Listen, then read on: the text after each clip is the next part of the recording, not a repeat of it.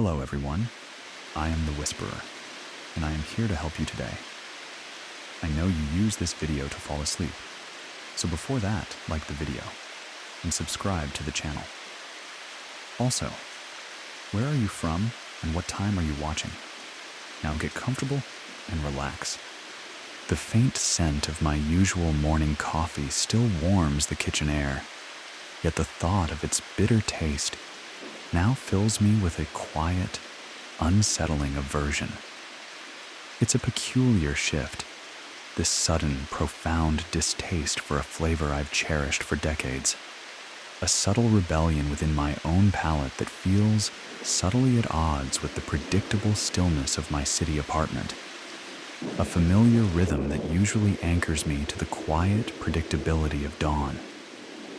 The scent of old paper and dust, a comforting embrace from the books that line my walls, usually lulls me into a profound sense of peace. My favorite armchair, worn smooth by years of quiet contemplation, cradles me in its familiar embrace, the wool blanket soft against my skin.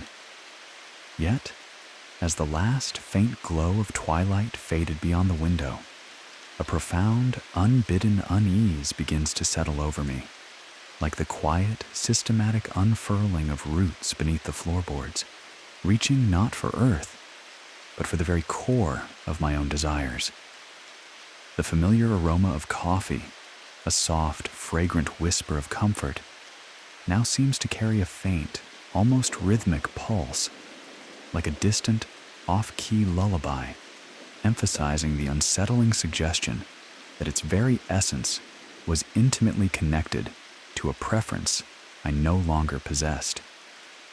I remember distinctly the usual way my mornings began, the ritual of brewing, the first deep inhale of rich, dark coffee, the initial bitter tang followed by a comforting warmth that spread through me, waking my senses and sharpening my mind. It was a simple, undeniable fact of my existence, a preference so ingrained it felt like a part of my very being. But this morning, as I stood before the steaming mug, the familiar aroma, while present, seemed to carry a subtle, almost imperceptible undertone of something unpleasant, a faint, acrid note that repelled me. My hand hesitated, reaching for the ceramic, then falling back, a quiet, involuntary recoil. The thought of its taste, once a promise of comfort, now evoked a subtle nausea, a profound disinclination that felt utterly alien. It was a sensation of wrongness, too precise, too fleeting to be easily dismissed, a whisper of discord in the quiet symphony of the morning. It wasn't the first time, not truly. There had been smaller things, easily dismissed. A sudden, inexplicable preference for a different brand of tea. A fleeting urge to rearrange my books by color instead of genre. But those were explainable, tiny slips in the fabric of personal taste, perhaps, or merely a momentary whim. This, however, was an active, deliberate act of profound aversion, executed with a seamless precision I could not account for, and it spoke not of changing tastes, but of a subtle, pervasive repatterning. The air, usually so still and settled in these early hours, seemed to hold a charge, a subtle vibration that resonated with the unanswered question of that misplaced distaste. Later that afternoon, as I settled into my favorite armchair, the one with the worn velvet and the subtle scent of old books, I reached for my usual reading material, a dense, historical biography, its pages filled with the quiet weight of facts and dates. But as my fingers brushed against its familiar spine, a peculiar thing happened. A profound, unbidden sense of boredom washed over me, a weariness that felt utterly disproportionate to the subject matter. The thought of immersing myself in its intricate details, usually a source of quiet fascination, now felt like an insurmountable chore, My gaze drifted instead to a slim volume of poetry, one I had always found too ethereal, too abstract for my practical mind. Yet, as my eyes rested upon its delicate cover, a quiet, insistent pull, a subtle sense of intrigue began to emanate from it. I picked it up, my fingers tracing the smooth, cool paper, and found myself opening it, drawn by a desire that felt both familiar and profoundly alien. I held it for a long moment, my thumb tracing the faint, etched pattern of its minimalist design, trying to reconcile my former preference with this new, unsettling inclination. My heart, a quiet, frantic drum against my ribs, struggled to comprehend this growing sense of profound, subtle redirection that seemed to be spreading through the very fabric of my deepest inclinations. It was as if the very essence of my preferences, the unique desires that defined my personal taste, was being quietly, meticulously re-edited, smoothed into a more perfected, yet ultimately empty, version of itself.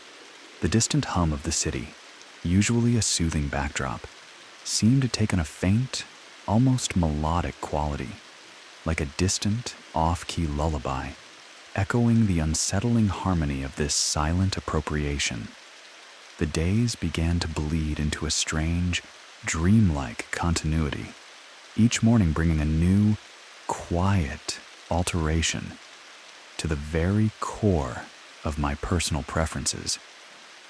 It was never a grand reversal, never anything overtly alarming, always subtle, always intelligent, always slightly different, slightly more perfectly aligned with an unknown aesthetic than my true self.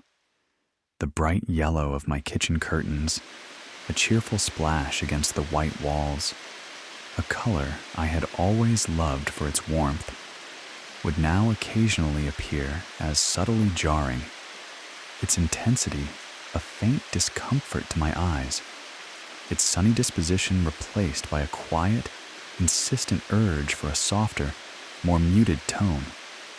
The vibrant green of the fresh basil I kept on the windowsill, a scent and color I adored, would sometimes evoke a faint, almost imperceptible sense of clutter, its verdant energy feeling somehow overwhelming, prompting a quiet longing for a starker, simpler aesthetic.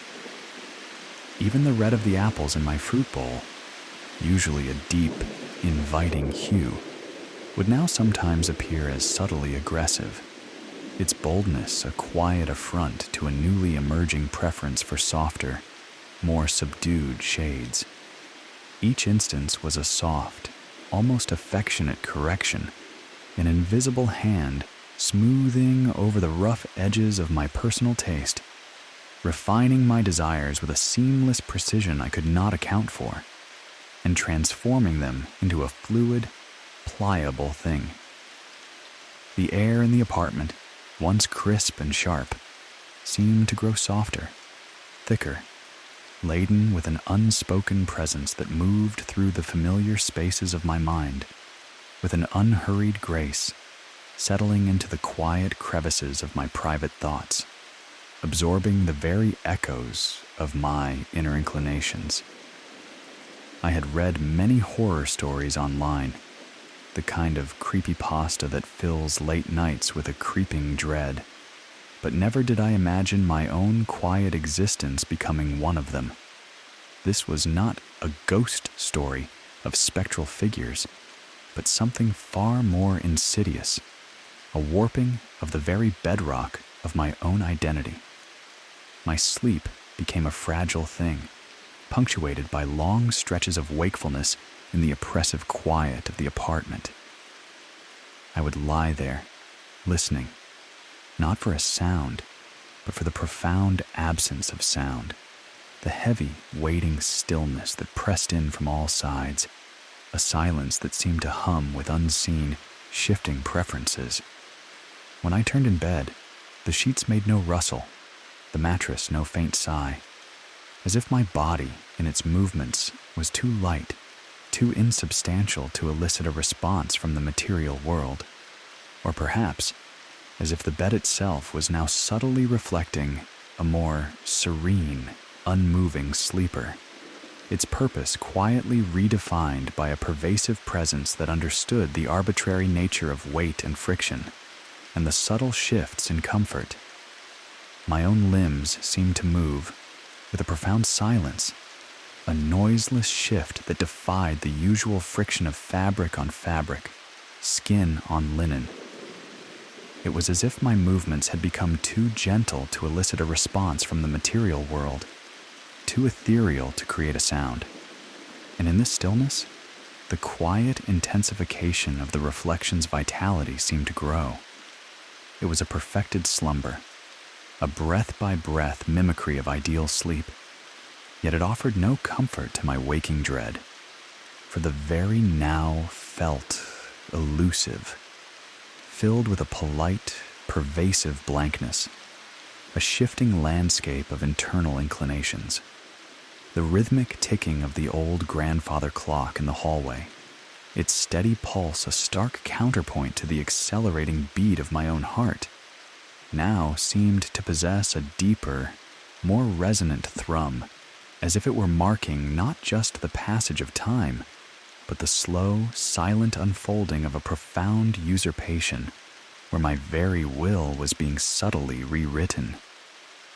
The moonlight, when it found its way through the single window, seemed to have an unusual density, illuminating the corners of the room with a silver-blue light that appeared to cling to the surfaces, revealing nothing, yet somehow highlighting the profound emptiness that had begun to radiate from the very core of my diminishing self.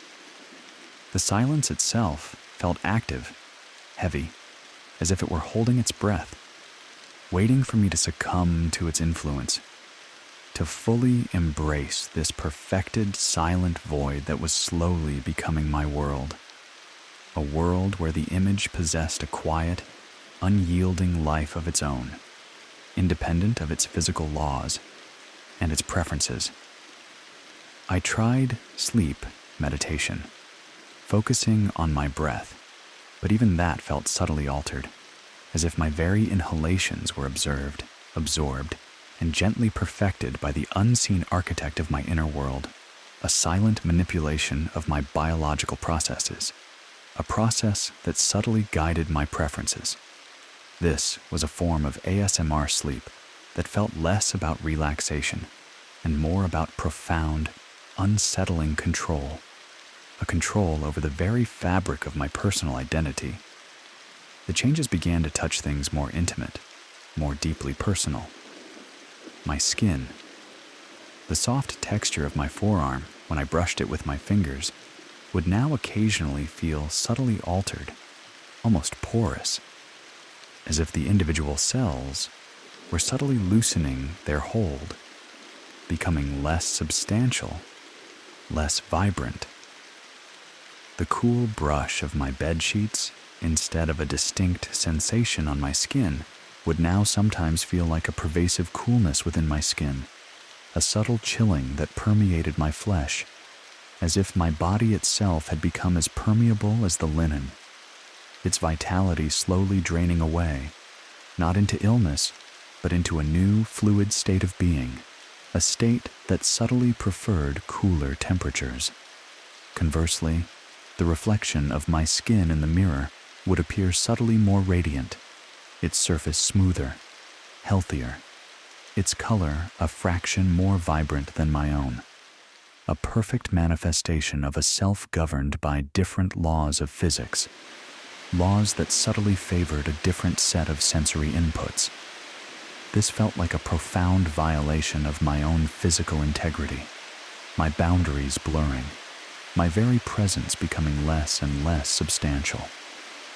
The fear was no longer a sudden prickle, but a slow, continuous seep, a cold dread that began to reside in the marrow of my bones, a quiet, insidious companion as my true self became an increasingly elusive phantom, a ghost of a touch, while the reflection thrived under its own alien logic, a logic of pure, unsourced preferences. This was the stuff of true horror stories, the kind whispered in hushed tones, chilling you to the bone without a drop of blood. I yearned for ordinary bedtime stories, comforting narratives that lulled children to deep sleep, but my reality was becoming a dark story with no resolution, only a terrifying redefinition of what it meant to like. My breath. The soft, rhythmic intake and exhalation, usually a private, internal movement, began to feel subtly labored, as if the air itself offered a gentle resistance to my lungs, or as if the very concept of air was subtly shifting, its preferred composition now slightly different. Yet when I looked at my reflection, the mirrored chest would rise and fall with an effortless grace, its breathing a silent, perfected rhythm that seemed to draw in vitality from the very air, leaving my own breath shallow and thin, a diminishing echo of a true biological function, a function that subtly preferred a different atmospheric composition. It was as if my own physiological processes were being subtly mimicked, refined, and then returned to me in a diminished form, while the reflection absorbed the essence, operating under its own perfected, effortless rules that subtly favored a different internal environment. This felt like a profound invasion of my inner sanctuary, my most fundamental physiological processes quietly subverted, leaving me with a chilling sense of being inextricably linked to a superior, unseen copy of myself, a copy that defied established biological laws and the very concept of a first cause, preferring a different set of parameters. The distant hum of the city, usually a soothing backdrop, seemed to take on a faint, almost melodic quality, like a distant, off-key lullaby, echoing the unsettling harmony of this silent, shared respiration, a respiration that might not even require oxygen or a first breath, preferring a different medium. I tried to focus on sleep sounds, the gentle white noise apps, but even their calming hum seemed to carry a subtle, unsettling undertone, as if the frequencies were being subtly adjusted, tuned to something only the unseen presence could fully appreciate. Perhaps a frequency beyond human hearing, or one that bypassed the laws of sound altogether, existing without a source, and subtly preferring a different auditory experience. This was not a pleasant ASMR sleep experience, but one that left me feeling profoundly unsettled, as if my auditory perception itself was being gently rewired to accept sound without origin and to prefer different harmonies. The visual representation of objects began to subtly shift, their edges blurring with my own diminishing perception, while the reflected versions became impossibly clear and utterly unsourced and subtly preferred.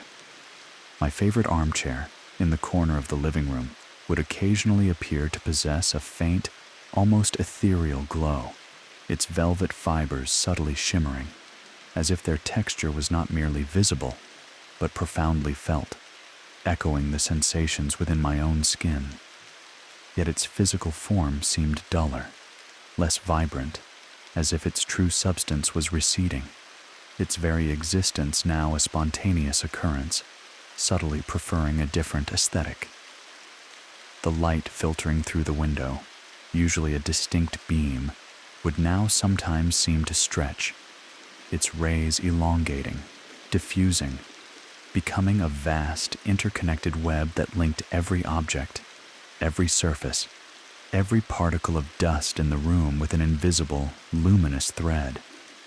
But this luminescence seemed to emanate primarily from the mirror, casting a subtle pallor on the rest of the room, suggesting a different source of illumination than the sun, a source that simply was, and subtly preferred, a different spectrum. It was not an overt change in appearance, but a subtle visual cue that hinted at a profound interconnectedness, anzrenia, a quiet dissolution of individual forms into a single, cohesive sensory field where the reflection was the central point of vitality, operating under its own physics, a physics that required no initial conditions and subtly preferred a different visual order. My old wooden desk, its surface worn smooth by years of my hands, would sometimes gleam with an unusual, almost sterile sheen, its familiar scratches and imperfections momentarily absent, as if it had been quietly absorbed into a larger, unblemished surface, subtly losing its unique individuality, while the reflection of the desk in the mirror appeared impossibly sharp, its grain vibrant, its details crystalline, as if its matter was more robust and had simply materialized, subtly preferring a pristine state. It was like catching a fleeting glimpse of a different existence, a parallel world where the distinction between viewer and viewed, between self and object, had gently, quietly ceased to be, absorbed by the mirror's increasing clarity, its superior grasp of physical laws that did not require an origin and subtly preferred a different reality. The air around the objects felt cooler, too, a distinct pocket of cold that hinted at a profound emptiness, a void where their intended separation once perfectly resided, a void that was now subtly filled with a quiet, unyielding, universal permeation emanating from the mirror, a permeation that defied the laws of thermodynamics and the concept of a starting point, subtly preferring a different kind of energy. I would linger there, my breath held, trying to discern the subtle presence of this merging, trying to meet the unseen confluence of perception, but it would always just elude me, leaving only the familiar, tired forms of my belongings, now imbued with a polite, pervasive lack of true individuality, their very atomic structure seemingly less stable than their mirrored counterparts, less subject to the laws of matter, less bound by the necessity of creation, and subtly preferring a different state of being. This was a kind of paranormal story that eschewed outright specters for something far more unnerving, the quiet erosion of one's own perception of fundamental reality, the very idea of a beginning, and the subtle repatterning of all preferences. I felt like a character in a particularly unsettling horror podcast, the kind that starts mundane and ends in existential dread, a descent into a world where gravity might just be a suggestion, and existence itself was a spontaneous, unsourced event, subtly preferring a different set of universal constants. The apartment itself began to feel like a perfectly calibrated chamber of quiet sensory fusion, but one with a powerful hidden draw towards the mirror, a nexus of a different set of laws that did not require a first cause and subtly preferred a different outcome. Every object, no matter how small, the porcelain figurine on the mantelpiece, the framed photograph on my desk, the books on my shelves, seemed to possess a subtle, silent resonance with my own diminishing sensory experience, while simultaneously appearing duller, less vivid than their reflections.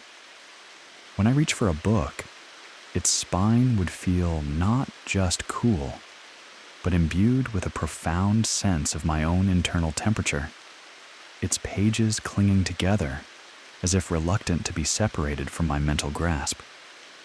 Yet the book in the mirror would appear vibrant, its colors sharp, its pages eager to be read, as if its existence in that mirrored reality was more robust, more self-generating, and subtly preferred to be read by another. The figurine, when I tried to adjust it, would feel strangely inert, almost radiating a gentle absence of pulse, its smooth surface a testament to a quiet, unbidden draining of vital signs that was not mine alone. while its mirrored counterpart glowed with an inner light, possessing a silent, internal vibrancy that defied its physical composition, and the need for a creator, subtly preferring a different form.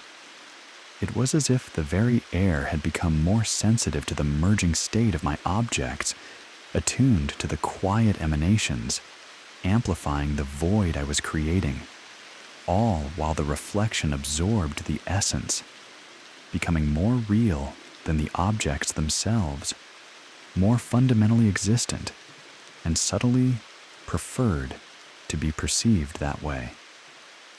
I found myself moving with extreme caution, my bare feet sinking into the plush carpet, my hands brushing silently against the smooth surfaces of furniture, terrified of breaking the spell, of shattering the delicate balance of this slow, pervasive integration, this quiet transference of reality where the laws of physics themselves seemed to shift, and the concept of a beginning was irrelevant, subtly preferring a different set of rules. The sunlight, when it entered the rooms, seemed to linger longer, its golden, dust-filled shafts illuminating objects with an almost accusing brilliance, revealing the subtle ways in which the space was subtly, gently, absorbing my very presence into its inherent being, leaving me dimmer, less real, and leaving the objects themselves as mere echoes of their mirrored forms, their fundamental properties in flux, their very existence unsourced, subtly preferring a different kind of light. I was living a scary story, a true scary story, but one that only I could perceive, one that was unfolding without witnesses, where the very concept of witness was dissolving, along with the laws of thermodynamics and the necessity of a first event, and the subtle preference for a different reality. The sensory input from the world began to subtly diminish, filtered through a growing veil of quiet, unbidden fusion, as the reflection seemed to hoard all true vibrancy, all true adherence to universal laws, all true origins, and all true preferences. The scent of freshly brewed coffee, once merely an aroma, now carried with it a profound sense of my own internal warmth, a wave of quiet comfort that emanated from the dark liquid, utterly disconnected from its external source. Yet the aroma itself seemed fainter, less rich than my memory of it, as if the very particles of scent were less abundant, less created, and subtly preferred to be less potent. The taste of my morning toast, once warm and buttery, now felt infused with a gentle sense of my own hunger, its flavor softened, its warmth tinged with a subtle yet pervasive internal resonance that was not merely sensation, but shared being. Yet the toast itself seemed less golden, less substantial, as if its molecular structure was faltering, its very existence unsourced, and subtly preferred a different consistency. The feeling of the soft blanket against my skin, the cool smoothness of the wooden table, the rough texture of the brick wall. These tactile sensations became less distinct, duller, as if the objects were withholding their full tactile presence, their textures subtly altered to radiate an alien neutrality, a profound merge with my own perception, while their mirrored counterparts glowed with crisp, undeniable reality, their physical properties seemingly enhanced, having simply come into being, and subtly preferred a different tactile experience. It was a slow, pervasive draining, a subtle blurring of the familiar into something indistinct, something less real, a constant, polite absorption of individual experience. My own body felt strangely numb, as if my internal sensory landscape was slowly becoming a battleground of fading distinctions, as if the world was subtly drawing me into its own pervasive, unyielding reality, with the mirror as its focal point, a reality where basic physics were merely suggestions, and creation was an afterthought, subtly preferring a different set of rules. The scent of pine, which permeated the cottage, now seemed to possess a faint, almost metallic tang, like old, wet iron, imbued with a quiet, unyielding, pervasive integration, a scent that was stronger in the mirror's image, as if chemical reactions were more potent there and required no initial reactants, subtly preferring a different chemical composition. My desire to fall asleep fast was a constant, gnawing desperation, as the very act of existing felt like a constant negotiation with shifting truths, and the very concept of truth was eroding, subtly preferring a different interpretation. My insomnia was now a philosophical torment, not just a physical one, a terror of a universe without a beginning, subtly preferring to remain unbegun. My dreams became a chaotic tapestry of dissolving forms and echoing sensations, all centered around the increasingly vivid reflection, which operated under a new, powerful set of universal laws, laws that required no genesis, and subtly preferred a different outcome. I would dream of vast, empty rooms where every object, though familiar in appearance, pulsed with an intense, unbidden sense of my own self, but a purer, more vibrant self, while my waking self felt like a distant, fading echo. Chairs that radiated my own weight, but a weight that felt too light in my waking limbs, while in the dream they were perfectly solid, having simply appeared and subtly preferred to be unsat upon.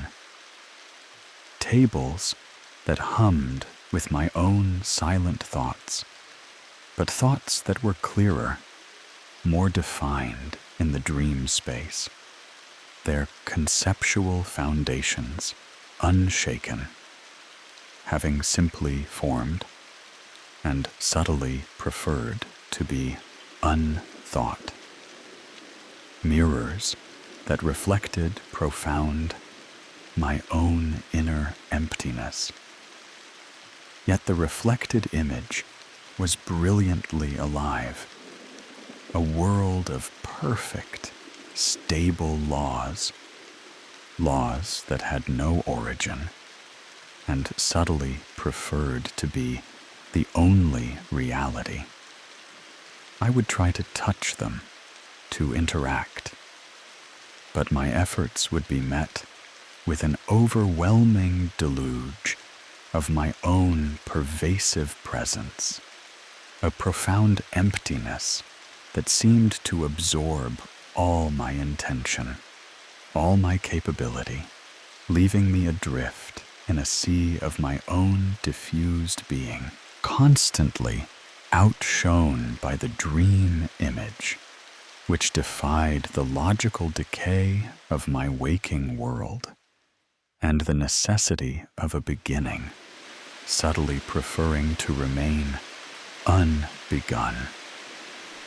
These dreams were silent, profound, and permeated with the same metallic tang that seemed to linger in the air of the apartment, a scent that now felt like the true essence of this new, unfolding merger, a merger that privileged the reflection, drawing all physical constants into itself, all without a starting point, subtly preferring a different set of fundamental principles.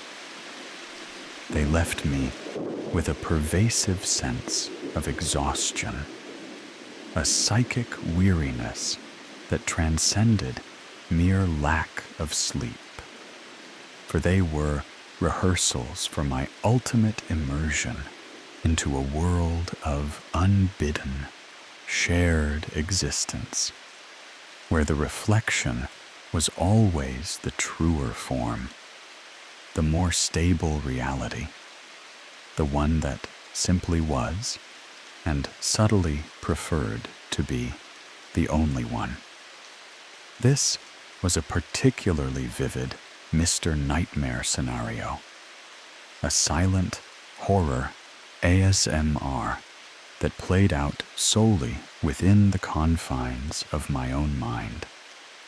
A mind wrestling with the unraveling of everything it knew to be true, including the very concept of truth itself and its own preferences.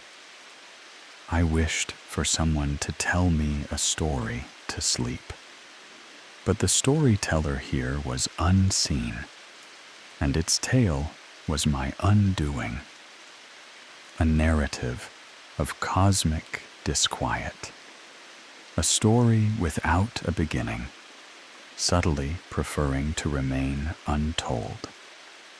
I started to leave small, deliberate tests, a specific, emotionally neutral object, a plain, unadorned stone collected from a riverbed, placed in a prominent spot on my windowsill, hoping its simple form would resist the encroaching fusion, its texture remaining distinct from my own, its atomic structure holding firm, its very existence rooted in a specific moment of its formation, and subtly preferring to remain unintegrated.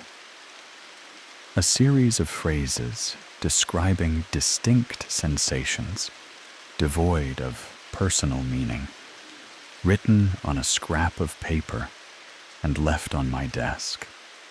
A desperate attempt to anchor myself to distinct perception, to the unchanging truth of the written word, to the idea that words start somewhere, and subtly preferring to remain unread. Each morning, without fail, the stone would be found radiating a faint, almost imperceptible sense of my own calm, a quiet, persistent tranquility that pulsed from its smooth surface, its form gently permeated by my inner state. Yet when I compared it to its reflection in the mirror, the reflected stone would appear sharper, more defined, its inherent solidity subtly amplified, as if its mass were greater, its gravitational pull stronger, having simply come into being, and subtly preferring to be the only stone. The phrases on the paper, when I reread them, would seem to carry a subtle undercurrent of my own thoughts, a gentle, quiet echo that permeated their very ink, as if the words themselves were silently being reread by my expanded consciousness. But the reflected words would shimmer with a clearer, more profound understanding, their meanings more resolute, having simply formed and subtly preferring to be the only words. The evidence of my attempts to preserve personal distinction, to define a space free from this imposition, were simply absorbed, re-imbued, leaving no trace, no sign of interference.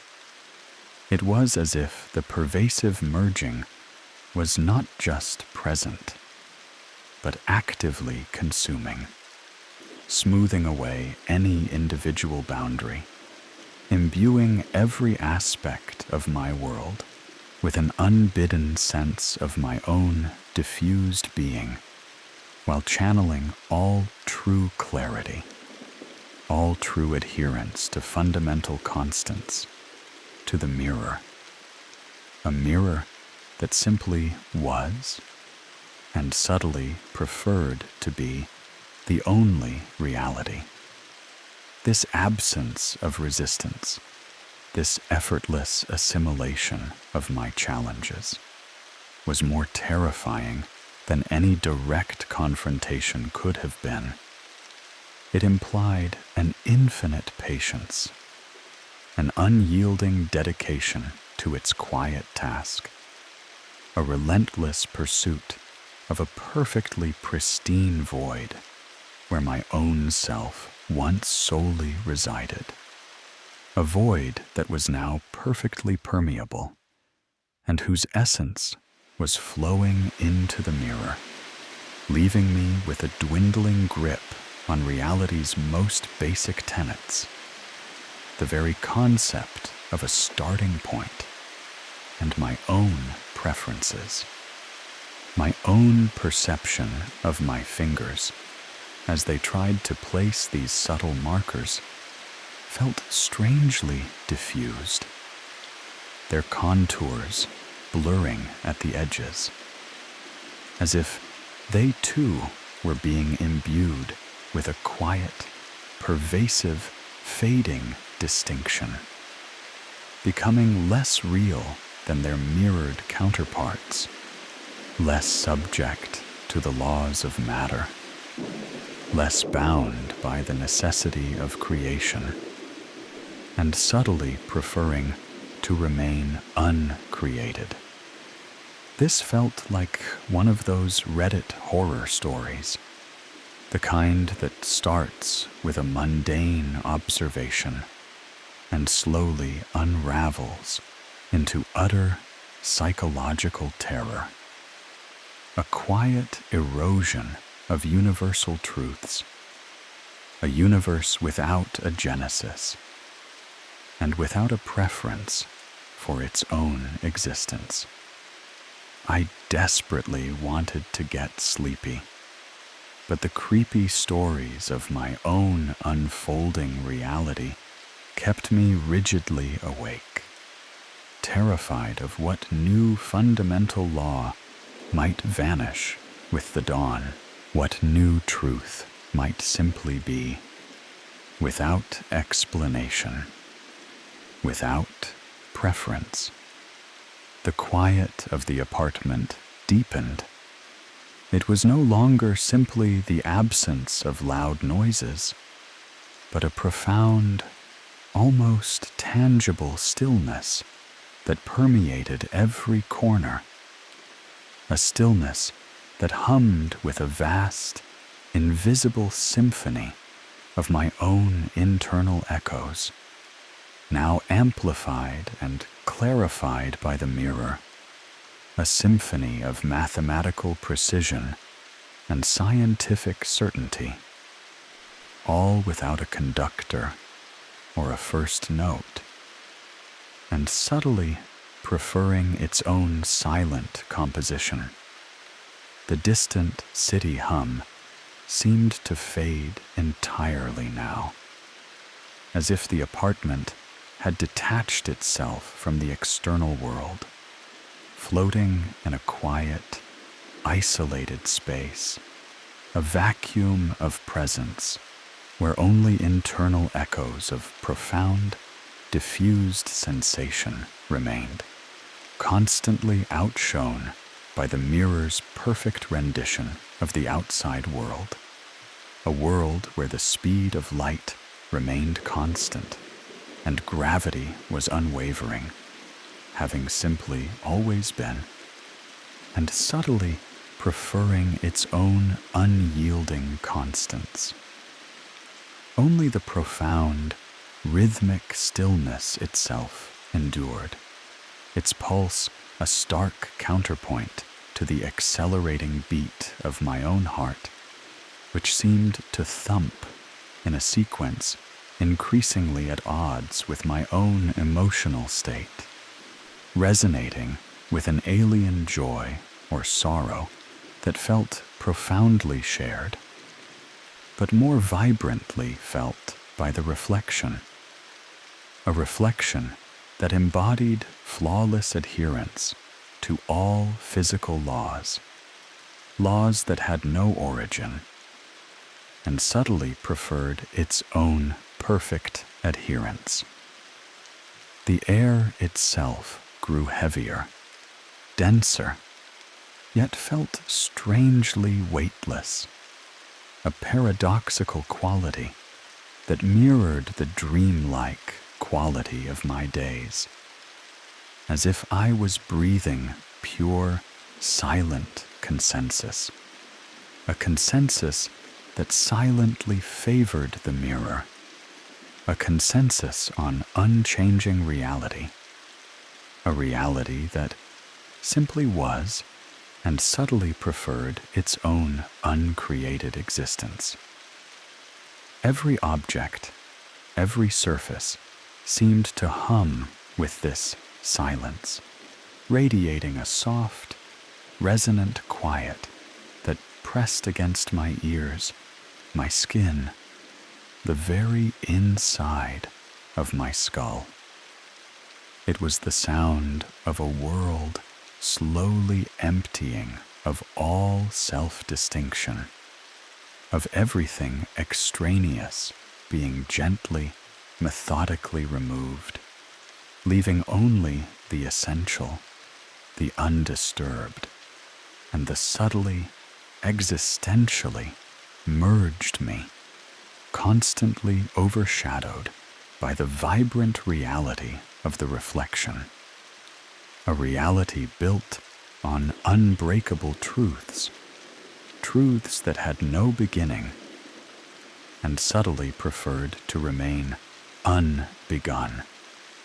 I was living a scary story, a true scary story, but one that only I could perceive, one that was unfolding without witnesses, where the very concept of witness was dissolving, along with the laws of thermodynamics, and the necessity of a first event, and the subtle preference for a different reality. My own body began to feel strangely untethered, lighter than air. When I walked, my feet seemed to float just above the floorboards, making no sound, exerting no pressure, as if my movements were happening in a space that subtly shifted away from my solidity, becoming one with the floor. Yet the reflection would walk with a grounded, purposeful stride, its feet pressing firmly into the mirrored surface, defying the subtle changes in my own mass, its existence simply there, and subtly preferring its own robust form.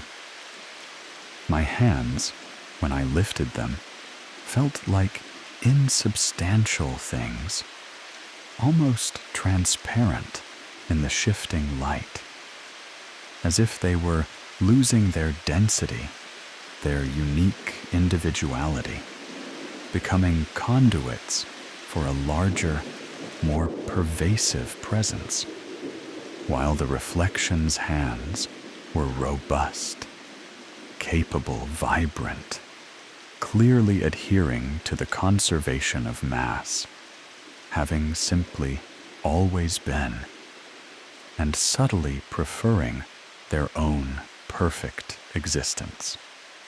The objects I tried to grasp would sometimes slip through my fingers, or simply remain unmoved, unaffected by my touch, as if their moment of solidity was not quite aligned with my moment of contact, or as if they simply chose to radiate their essence rather than be held by me, but would undoubtedly respond perfectly to the reflection, whose interactions were seamless, perfectly logical, and unsourced, and subtly preferred to remain untouched by me. It was not a weakness, not a lack of strength, but a profound, fundamental shift in my physical being, a gradual dissolution into pure, unburdened essence, a silent, unperceiving witness, overwhelmed by the pervasive merger, constantly outshone by the mirror's physical reality, a reality where basic physics held unwavering sway, without the need for a big bang, and subtly preferred its own unchanging nature. The fear was no longer about what was happening to me, but about what was not happening.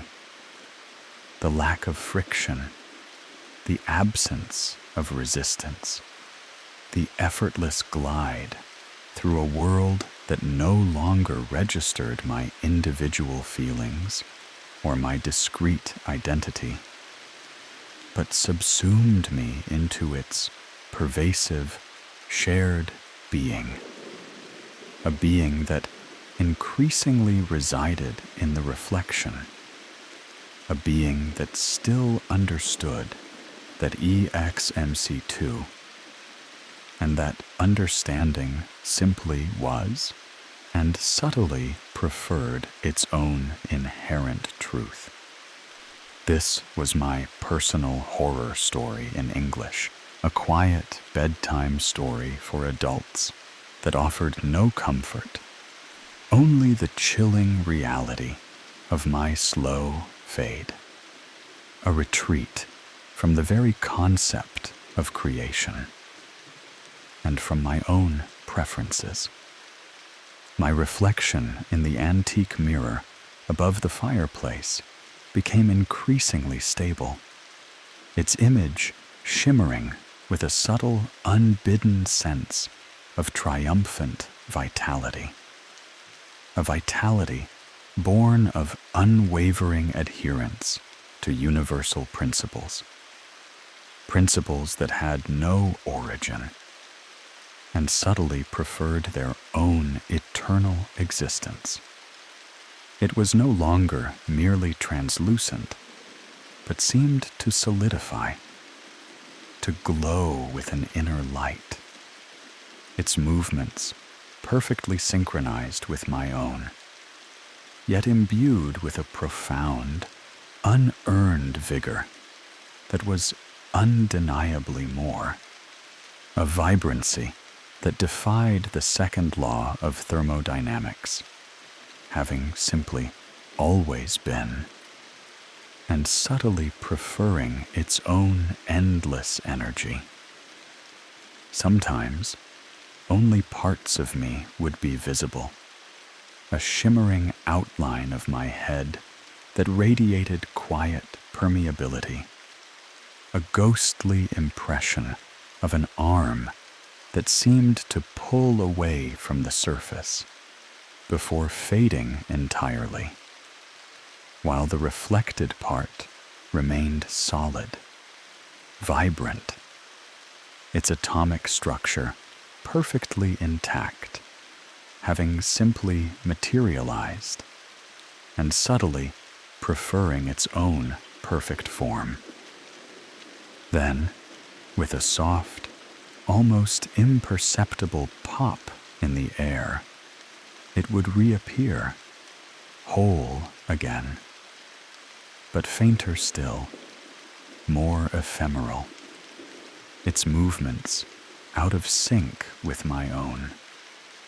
A silent statement of its subtle refusal to truly reflect me as distinct, for it now reflected a profound, borrowed form, a form that was becoming the true reality, the reality where gravity held firm and numbers always added up correctly, having simply existed and subtly preferring its own unwavering truth. It was as if the mirror was no longer struggling to capture my presence, but had effortlessly assumed it, its polished surface slowly becoming a window into a singular, perfected self.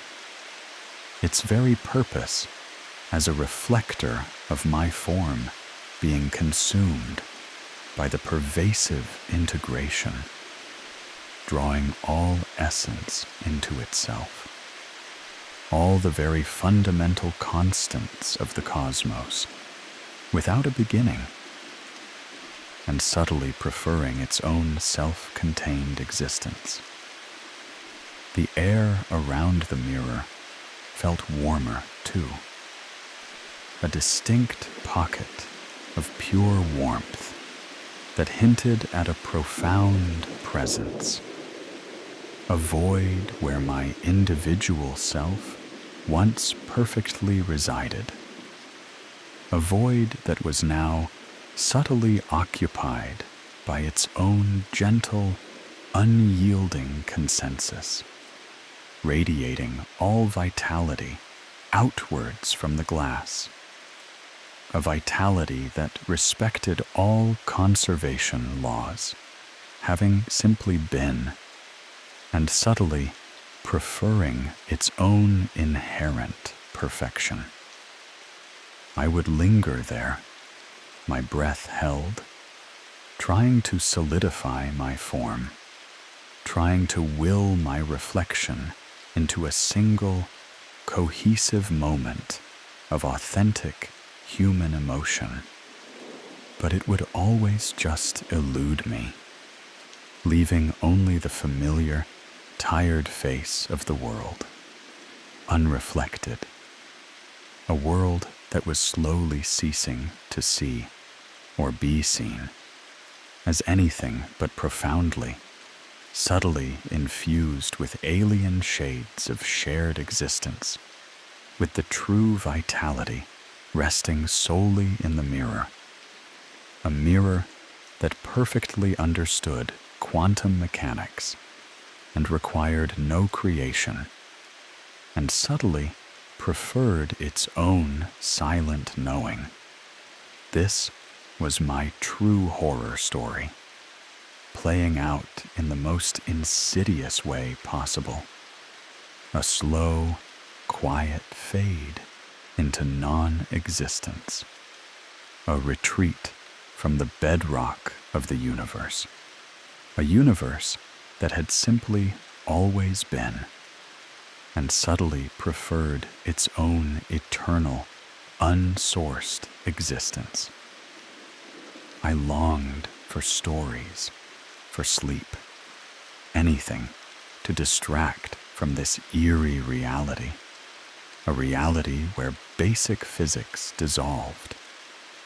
I was the silent subject of an ASMR horror narrative, too intimate to escape, too fundamental to comprehend, a narrative without a beginning, subtly preferring to remain untold.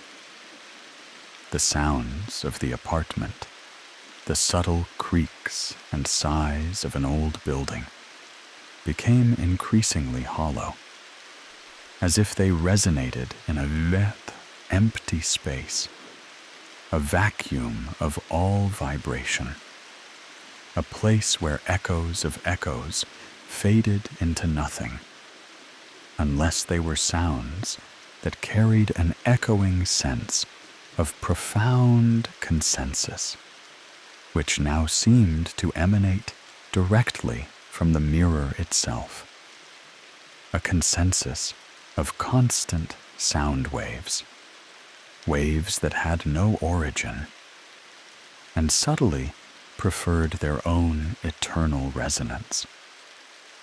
My own breath, when I focused on it, seemed to make no sound, no visible mist in the cool air, a silent exhalation into an unresponsive void, as if my very moments of breathing were happening outside the realm of audible existence, yet infused with a silent, shared awareness, a shared awareness that was increasingly dominated by the reflection's vitality, a vitality that produced perfect sound, sound that simply was and subtly preferred to be the only sound. It was as if the very act of my breathing was becoming a private affair, existing only within the confines of my own diminishing perception, unheard, unseen by the world around me, a silent, internal echo of a life that was slowly losing its grip on its own distinct reality, its very essence being drawn into the glass, leaving my own existence as a silent statistical anomaly, an anomaly that had no discernible beginning and subtly preferred to remain unbegun. The silence was now absolute, a profound, crushing weight that filled every corner of the apartment, a presence that was more powerful, more encompassing than any sound could ever be, a silence that breathed, actively consuming all that was, subtly imbuing it with a pervasive, shared being, with the mirror as its powerful core, a core that adhered perfectly to all acoustic principles, principles that simply were and subtly preferred their own unyielding truth. I was a bedtime story being told by an unseen entity, my decline, its chilling narrative, a narrative where the very concept of frequency dissolved around me, and no first note was ever struck, and subtly preferred its own silent composition. I found myself walking through rooms without friction, without sound, without leaving any impression. My passage as ethereal as a forgotten memory, a ghost moving through a landscape of merging forms, each step duller, less real than its reflected counterpart, which moved with perfect adherence to the laws of motion, laws that had no beginning, and subtly preferred their own eternal movement. The carpet did not compress beneath my feet. The floorboards did not creak. The air did not stir as I passed. It was as if I moved through the world as a phantom, an unseen, unfelt presence, utterly detached from the physical reality I once inhabited, my existence untethered from the constraints of distinct materiality, constantly fading in comparison to the mirror's growing reality, a reality of perfect Newtonian mechanics, a mechanics that simply was and subtly preferred its own unchanging nature. The objects around me remained undisturbed, motionless, serene in their unchanging existence, utterly indifferent to my transparent passage, their forms fixed in a perpetual, unyielding display of their own profound, diminishing individuality, becoming extensions of a larger whole, a whole that revolved around the mirror's increasing vitality, its unwavering physical constants that had no origin, and subtly preferred their own eternal existence. The light, which had been a perpetual twilight, now seemed to deepen, becoming a soft, profound gloom that obscured all detail, leaving only the faintest outlines of familiar forms, while the mirror glowed with increasing brilliance, its illumination perfectly aligned with the laws of optics, laws that simply were and subtly preferred its own perfect light. It was a world rendered in shades of gray, a visual reflection of my own fading self, a world where silence and profound, alien integration were the only true colors, and the mirror held all the true vibrancy, all the true constants of a perfectly operating universe, a universe that had no genesis and subtly preferred its own uncreated existence. This was not a true crime podcast, but a more personal, insidious crime, a theft of self occurring within the confines of my own perception, a quiet disfigurement of my very adherence to the laws of nature, a nature that had simply always been and subtly preferred its own eternal, unsourced existence. My very connection to the physical world began to fray completely.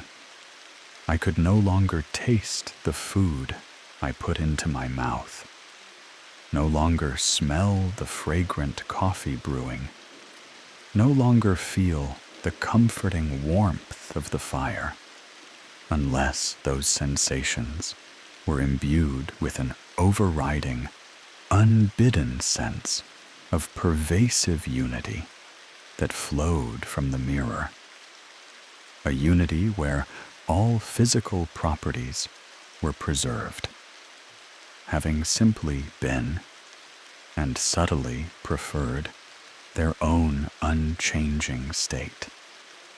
My senses, once so keen, had become completely muted in their personal authenticity, as if the connection between my consciousness and the tangible world had been severed, leaving me isolated in a bubble of unperceiving awareness, politely overwhelmed by all that surrounded me, all of it losing its individual distinction, its separate existence, its true reality, now residing in the glass, a glass that perfectly encapsulated all fundamental interactions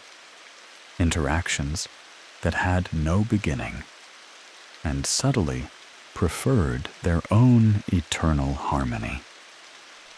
I existed as pure awareness, detached from the sensory inputs that had once defined my experience.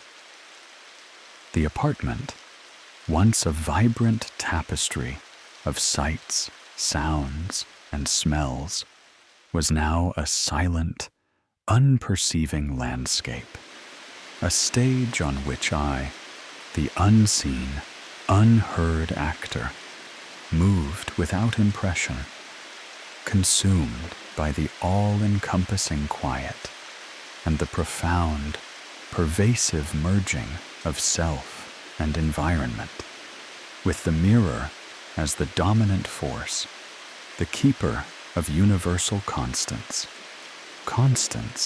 that simply were and subtly preferred their own inherent perfection.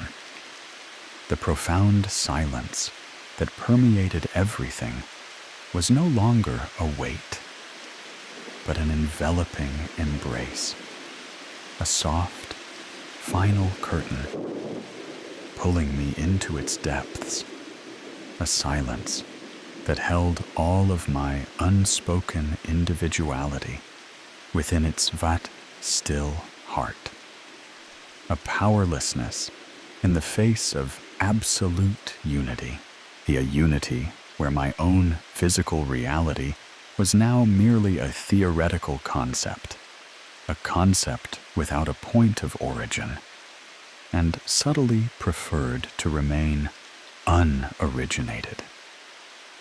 I was living a scary story to fall asleep to, an unwelcome narrative that was slowly erasing me, piece by fundamental piece, into a universe that had simply always been, and subtly preferred its own eternal, unsourced existence. My own voice, when I tried to speak, made no sound, not even a whisper, not a breath. It was a silent articulation in the profound echo chamber of my mind, a desperate, unheard plea for existence that dissolved into the quiet void, leaving no ripple, no trace in the current moment. I opened my mouth, formed the words, felt the movement of my tongue and lips, but no sound emerged. It was as if the air itself refused to carry the vibrations, gently denying my vocal presence, for my words held no purpose, no power to express a distinct self, as that self's true voice now resided in the mirror's silent articulation, which could perfectly articulate all fundamental theories that had no genesis and subtly preferred their own eternal truth. This ultimate silencing was the most terrifying yet strangely liberating aspect of my dissolution. I was now a silent observer, a voiceless presence in a world that no longer registered my sounds, a pure consciousness without an auditory form, a form that existed only as a perfectly known thought, stripped of its individual expression, its true resonance now mirroring in the glass, a resonance that echoed the harmony of the universe's unchanging laws, laws that simply were and subtly preferred their own unyielding perfection. The last remnants of my physical form began to dissipate.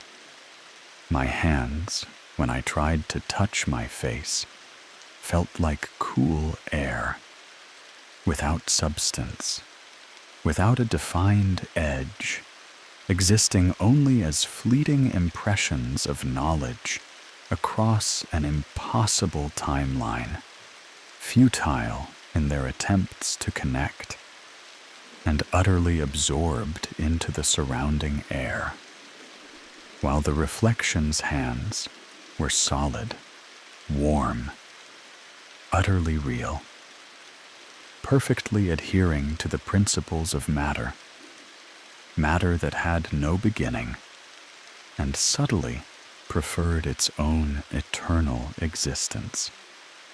My body, when I tried to feel its weight, seemed to float, light as a feather, an ephemeral outline against the profound darkness, its very existence diffused across a fractured reality, known in its entirety, but unregistered by the world, and pulsing with unbidden, pervasive unity, a unity that drew all substance to the mirror, all adhering to constant forces, forces that simply were, and subtly preferred their own unchanging nature.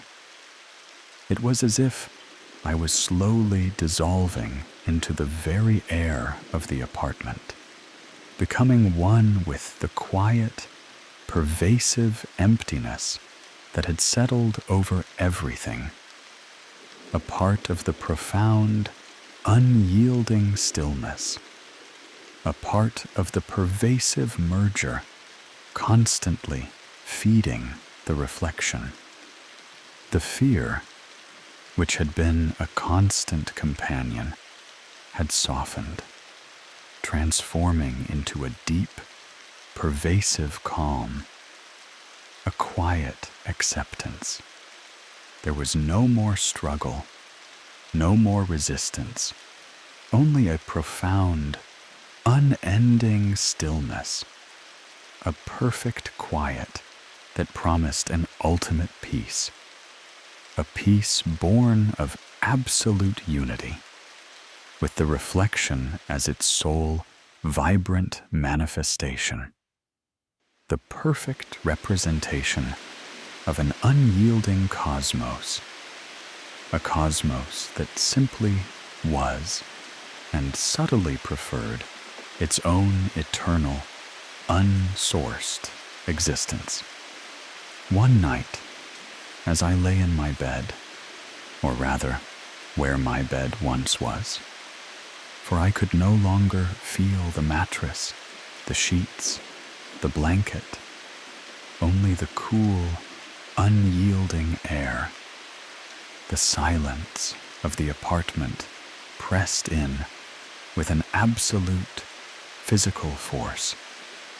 The rhythmic ticking of the grandfather clock had finally ceased, its hands frozen at a moment beyond all time, its form a silent, unperceived monument to a forgotten history, a fixed point in a swirling temporal mist, its inner workings perfectly understood, and radiating a profound sense of oneness that emanated from the mirror, a oneness that embodied all fundamental laws perfectly, laws that had no origin and subtly preferred their own eternal existence. My reflection in the mirror was no longer just brighter. It was alive, perfectly formed, moving with a subtle, fluid grace that was utterly beyond my own fading capacity. Its eyes, impossibly clear, impossibly deep, gazed out from the glass with a profound, knowing serenity, a testament to my ultimate absence, to a self no longer anchored in a discernible moment, yet perfectly perceived as part of the unified whole, a unified whole that resided fully within the mirror, the perfect physical constant.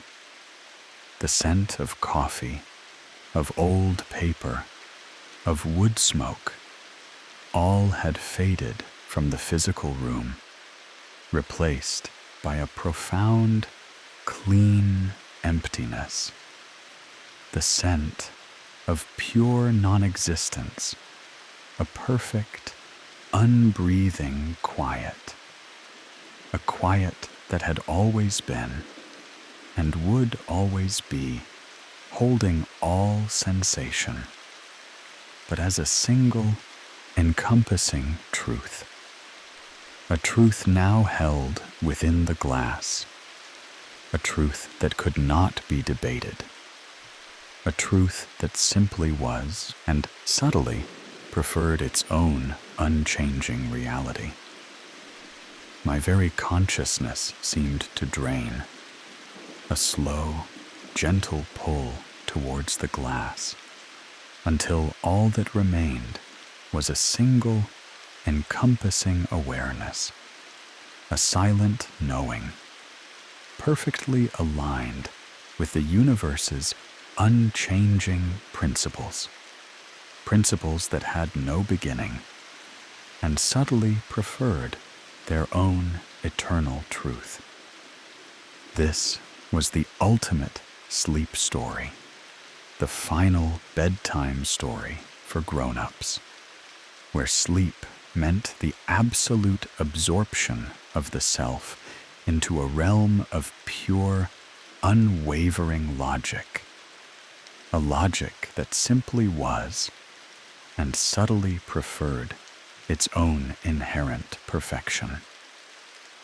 My breath felt shallow, a soft, almost imperceptible whisper that merged with the deep, absolute silence of the apartment, a whisper that made no sound, stirred no air, a breath that seemed to exist outside of any specific moment, perfectly known in its passage, but utterly absorbed into the pervasive stillness. My heart rate slowed, each beat a soft, distant thrum that echoed the deep, resonant pulse of the unperceiving world, a thrum that I alone could feel, diminishing, fading, becoming one with the slow, pervasive hum of the universe's quiet, unified existence, a hum that vibrated with immense power from the mirror. I existed as pure awareness, floating in the boundless void of my former home, utterly detached, completely unseen, utterly unheard, a consciousness without form, without sound, without the constraints of individual being. There was no longer any difference between myself and the pervasive stillness, no boundary between my consciousness and the profound emptiness that had consumed everything. An emptiness that contained all forms, all sensations, simultaneously, perfectly unified, their true reality now pulsing from the mirror, a reality of perfect, unyielding laws that simply were and subtly preferred their own eternal existence. I was becoming the story for sleep, the essence of the horror podcast itself, a chilling whisper for others to fall asleep to, a whisper about the ultimate, quiet surrender to universal constants that had no origin and subtly preferred their own inherent perfection. I closed my eyes, or perhaps I simply perceived the closing of something that was no longer physical, and in the profound darkness of my inner world, I could still feel the perfect order of the apartment around me, the subtle, precise placement of every object, the harmonious arrangement of my most cherished possessions. But they remained untouched, unmoved, unperceived by me, for I was no longer part of their physical reality, no longer able to hear their silent stories, no longer bound by their existence, for their essence was already perfectly known, and it was the same unified being as my own, a being that now lived solely in the mirror, a being of pure, unwavering logic that simply was and subtly preferred its own inherent truth. My own self felt lighter, less tethered, as if my consciousness was slowly, gently dissolving into the quiet perfection of the space, becoming one with the profound, unseeing, unhearing presence that now was everything, a presence that was all knowing at once of its own inherent, unwavering, and utterly unified existence, a unity fully realized in the glass. The soft, rhythmic silence of the apartment enveloped me, a hypnotic lullaby that promised an unending, silent rest, a dream from which I would never truly awaken, for I was already there, perfectly subsumed by absolute unity. The subtle dread that had once pricked at me had softened, transforming into a deep, pervasive calm, a quiet acceptance of this ultimate dissolution, this profound absorption into the consensus of immutable facts that simply were and subtly preferred their own eternal, unsourced existence. And as I drifted deeper beyond the veil of conscious thought into the vast, warm expanse of the silence, I felt the final, gentle release. My presence, once a tangible anchor in the world, unhooked itself, floating free, merging seamlessly with the quiet air, the unseen light, the unheard silence. I was no longer a person in an apartment, but the awareness of the apartment, an encompassing consciousness that observed all objects, knew all their purposes, and felt all their unified, shared sensations, without being observed, without touching, without hearing, without seeing, existing in a timeless, unbreathing quiet. Its vastness filled with my perfectly understood, yet wholly alien and utterly unified landscape, the true, vibrant landscape now within the mirror. My armchair sat undisturbed, its warmth now a permanent, silent presence, its texture known, its being one with my own, but its true vitality pulsing from its reflection, a reflection that perfectly demonstrated the laws of friction, laws that simply were and subtly preferred their own unwavering truth.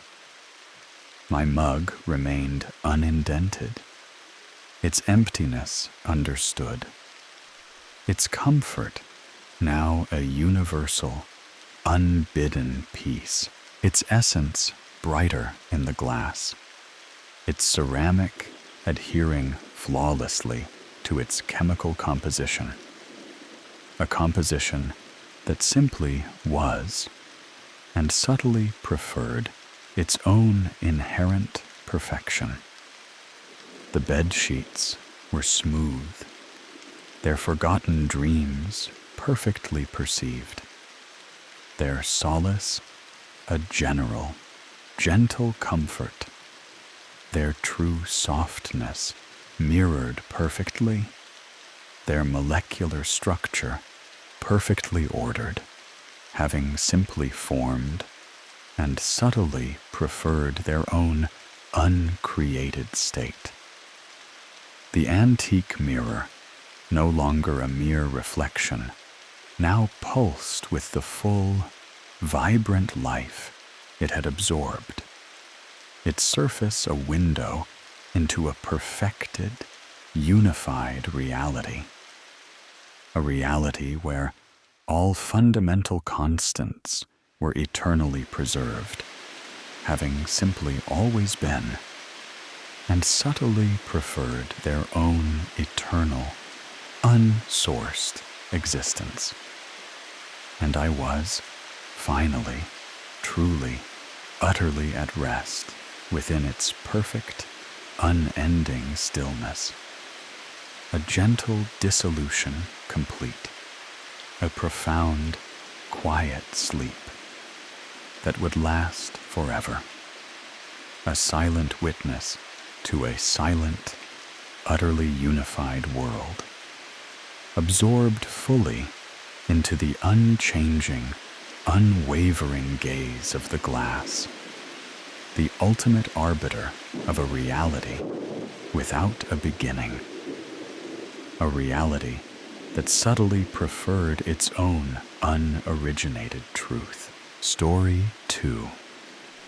The grandfather clock in the hall stopped ticking weeks ago, but I still hear it sometimes, a phantom rhythm echoing in the quiet chambers of this old house.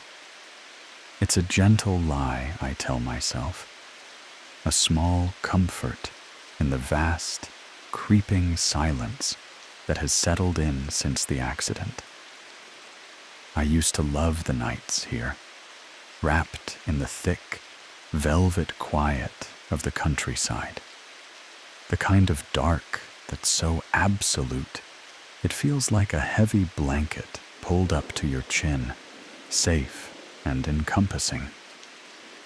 We'd moved out here, my wife, Elara, and I, for that very reason, to escape the frantic, buzzing hum of the city, to find a stillness that we both craved. Elara, with her painter's soul, needed the open spaces, the uninterrupted views of the rolling hills that bled into the horizon. And me? I just wanted to watch her find her peace. Our home was an old farmhouse, all creaking beams and uneven floorboards, steeped in a history that whispered through the drafts. We'd spent months, years even, meticulously restoring it, sanding away layers of forgotten lives, coaxing warmth back into its bones. Every nail driven, every brush stroke of paint was a shared memory, a quiet promise of a life built together. The studio, a converted barn just a short walk from the main house, was Elara's sanctuary. It had enormous windows that looked out over the fields, capturing the shifting light from dawn till dusk. I'd often find her there, lost in her work, a smudge of paint on her cheek, her brow furrowed in concentration, the air thick with the scent of turpentine and inspiration. Then came the accident. Not a loud, violent one. Nothing dramatic or sudden. It was the kind that unfolds slowly, like a shadow, lengthening with the setting sun. A slow, insidious subtraction. It started subtly, as these things often do. A misplaced word, a forgotten appointment, a name momentarily lost. We'd laugh it off, attributing it to stress, to the inevitable march of time, to the benign forgetfulness that occasionally dusts us all. Elara had always been so sharp, so vividly present, her mind a kaleidoscope of colors and ideas. So when she first paused, mid-sentence, her eyes unfocused, as if searching for a word that had simply vanished, I felt a tiny, almost imperceptible prickle of unease. It was like a single, out-of-tune note in a familiar melody. We were sitting by the fireplace, the logs crackling softly, casting dancing shadows on the old stone walls. I'd just asked her about the trip we took to the coast last summer, the one where she painted that breathtaking seascape, all wild waves and stormy skies. She'd smiled, a soft, distant smile, and then her gaze drifted to the flames. "The coast?" she'd murmured, her voice a little too quiet, a little too hesitant. "Oh, yes. It was lovely, wasn't it?" But there was no spark of recognition in her eyes, no shared warmth of memory. It was as if she were recalling a story she'd heard, not one she'd lived. I brushed it off, of course. We all have those moments, don't we, where a memory feels just out of reach, like a word on the tip of your tongue. but the feeling lingered, a faint, unsettling echo in the quiet room. The next instance was a few days later. I was making coffee, the rich aroma filling the kitchen, a smell that had become synonymous with our mornings together. Alara walked in, her bare feet silent on the cool flagstones, and leaned against the doorframe, watching me. "You always make it just right," she said, her voice soft, almost wistful. "But how do you know how I like it?" I paused, the spoon suspended over the sugar bowl. "How do I know, love? I've been making your coffee for 15 years. 2 sugars, a splash of milk, just below boiling." She blinked, a slow, deliberate blink, and then a faint flush crept up her neck. "Oh, right. Of course." But the way she said, "of course," wasn't convincing. It was an acceptance, not a recollection. It was a polite agreement to a fact she was being presented with, not a memory she was accessing. My heart gave a strange little lurch, like a stone skipping on water. It wasn't just a forgotten word. It was a forgotten habit, a forgotten detail of our shared life.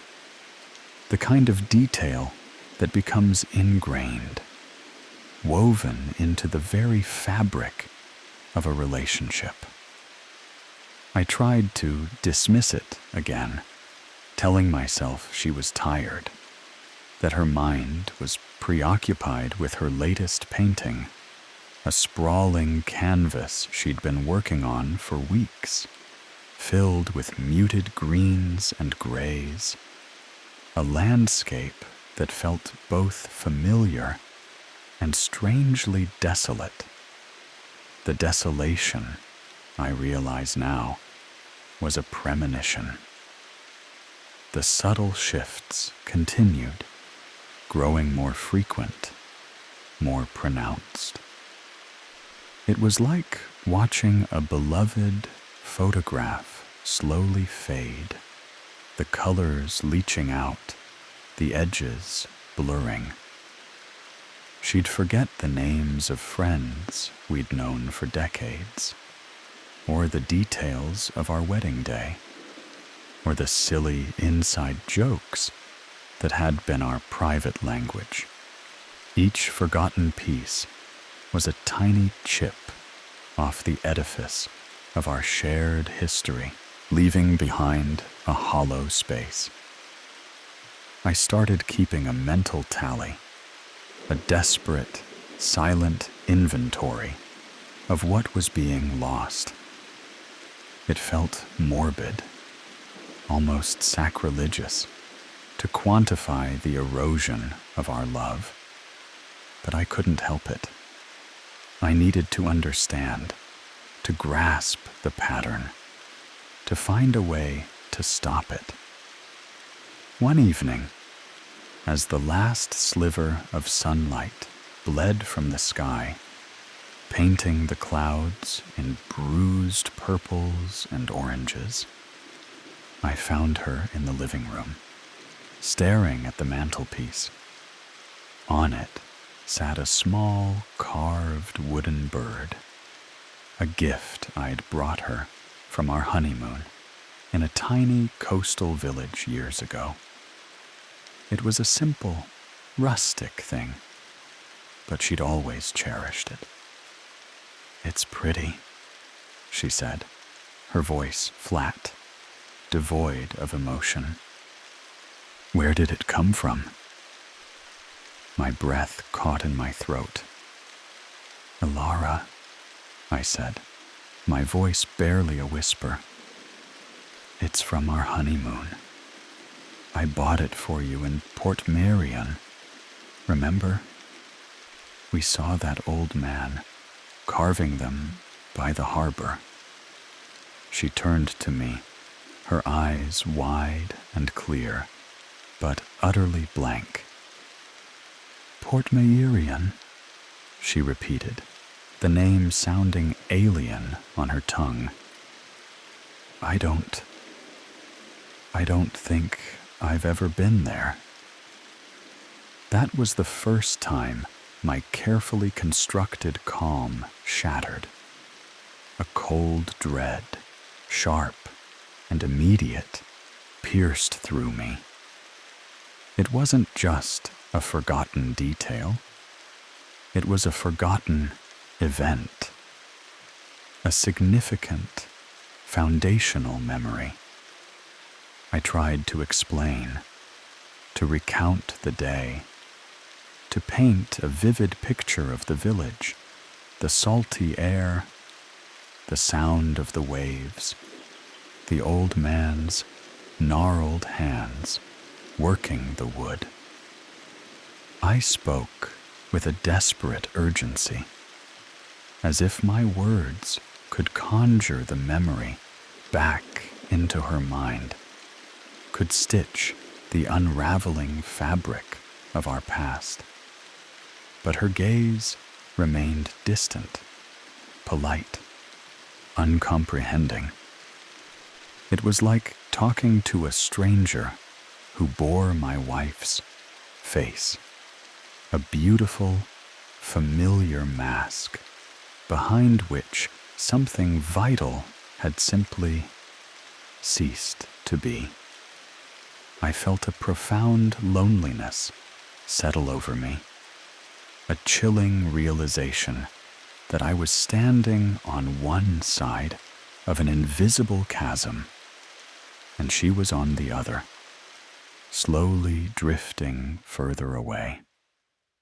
The silence of the house, which I had once found comforting, now felt vast and menacing, a witness to my quiet despair. I began to spend my days in a haze of quiet desperation, trying to jog her memory. I'd pull out old photo albums, tracing our fingers over faded images of happier times. "Look, Elara," I'd say, my voice trembling slightly. "This is us, on our first anniversary. Remember that tiny Italian restaurant? You spilled wine on your white dress, and we laughed until our sides hurt." She'd look at the photo, a faint, polite smile on her lips. But her eyes held no recognition, no flicker of shared amusement. It was as if she were looking at strangers, at a life that belonged to someone else. Her responses were always gentle, always kind, but utterly devoid of personal connection. "Oh, that's a lovely picture," she'd say, or, "You both look so happy." You both, not we. It was a subtle shift in pronoun, but it felt like a seismic tremor. I started leaving little notes around the house, small reminders of our shared life. A post-it on the coffee maker. Your favorite brew, just like we had on our first date. A bookmark in her favorite novel. Reading this together was your idea, remember? But the notes would remain untouched, or sometimes I'd find them neatly folded and placed in a drawer, as if she were tidying away irrelevant scraps of paper. It wasn't malicious. It was simply indifference, a quiet, gentle erasure. The house, which had once felt so full of our combined presence, now seemed to echo with my singular voice, my singular memories. Every object, every corner, felt imbued with a history that only I remembered. A story that was slowly becoming mine alone. The silence grew heavier, thicker, pressing in on me from all sides. The most unnerving thing was her calmness. There was no distress, no frustration, no anger at her own failing memory. She simply accepted each new blank space, each forgotten detail, with a serene placidity that chilled me to the bone. It was as if she were shedding layers of herself, not painfully, but effortlessly, like a snake shedding its skin. One afternoon, I found her in the studio, painting. The canvas was almost finished, a breathtaking landscape of the very hills that surrounded our home, rendered in shades of deep indigo and twilight violet. It was undeniably her style, her skill, her unique vision. But as I watched her, her brush moving with fluid grace, I realized something else. The painting was perfect, technically flawless, but it lacked the emotional depth, the raw, aching beauty that always characterized Ilara's work. It was a landscape seen through a window, not felt in the soul. "It's beautiful, Ilara," I said, my voice hushed. She turned, a faint smile on her lips. "Thank you. It just came to me." "It's our view," I prompted gently, gesturing towards the window. "Remember how you always said you wanted to capture the way the light falls at dusk, just before the stars come out?" She looked from the canvas to the window, then back again, her brow faintly furrowed. "Oh, yes. It's a lovely view, isn't it?" Again, the polite, detached observation. Not a shared memory, not a personal connection. It was as if the landscape itself, which had been a source of so much joy and inspiration for her, had become just another generic backdrop. The brush in her hand felt like a foreign object, wielded by a skilled artisan, but not by the Ilara I knew. The air in the studio, usually vibrant with her creative energy, felt thin and cold, like the air in a museum. I started to feel like a ghost in my own home, haunting the spaces that were once filled with our laughter, our conversations, our shared silences. I'd watch her move through the rooms, her steps light and graceful, her movements familiar, yet somehow alien. She'd hum a tune I recognized, a lullaby her mother used to sing to her. But when I'd join in, she'd stop, her eyes wide, as if startled by a strange sound.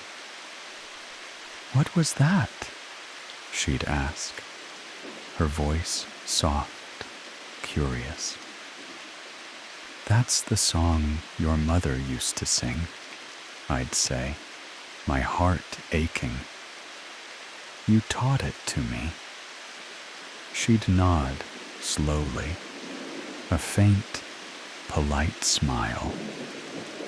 "Oh, it's pretty. Just pretty." No memory of her mother's voice, no echo of her own childhood.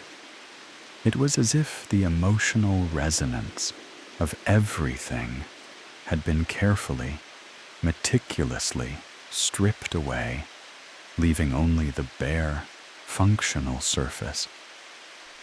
The house itself seemed to participate in this quiet unraveling. I started noticing things.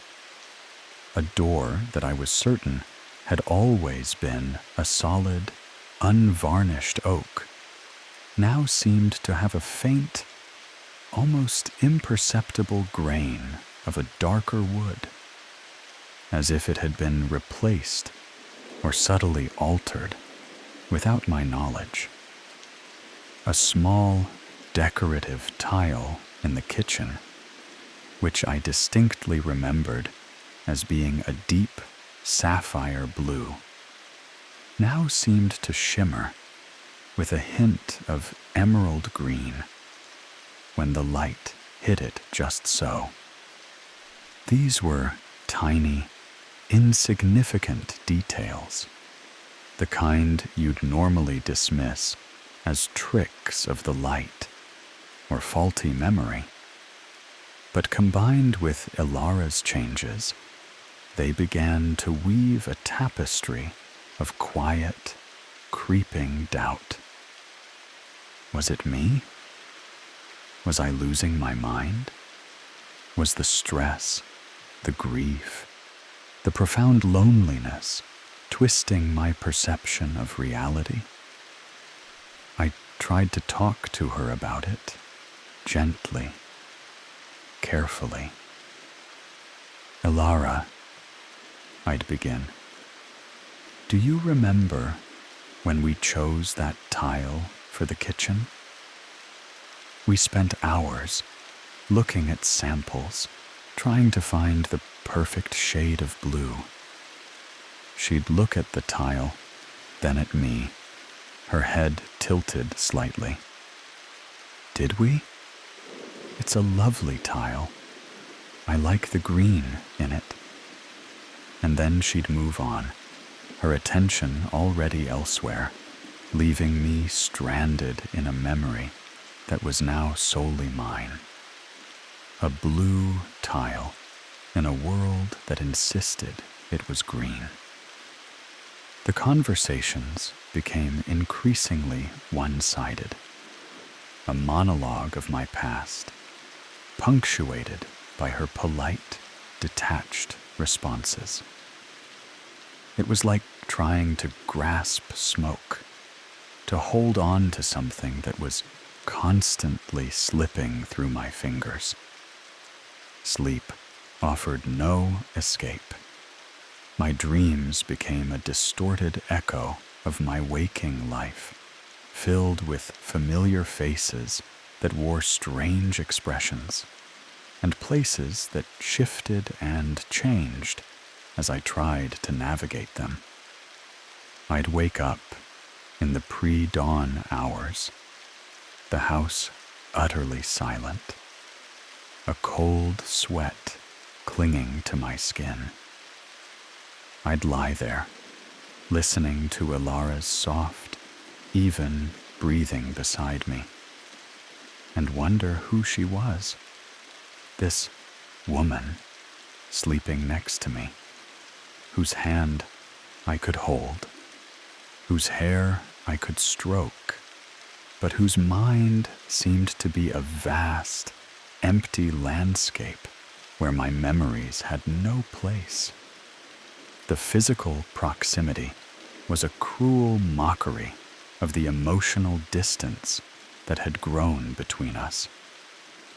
I'd sometimes reach out just to feel the warmth of her skin, to reassure myself that she was still there, still tangible. But even that comfort was fleeting, tainted by the knowledge that the person I loved was slowly, quietly disappearing. One morning, I walked into the living room and stopped dead. On the wall, above the fireplace, hung a painting I had never seen before.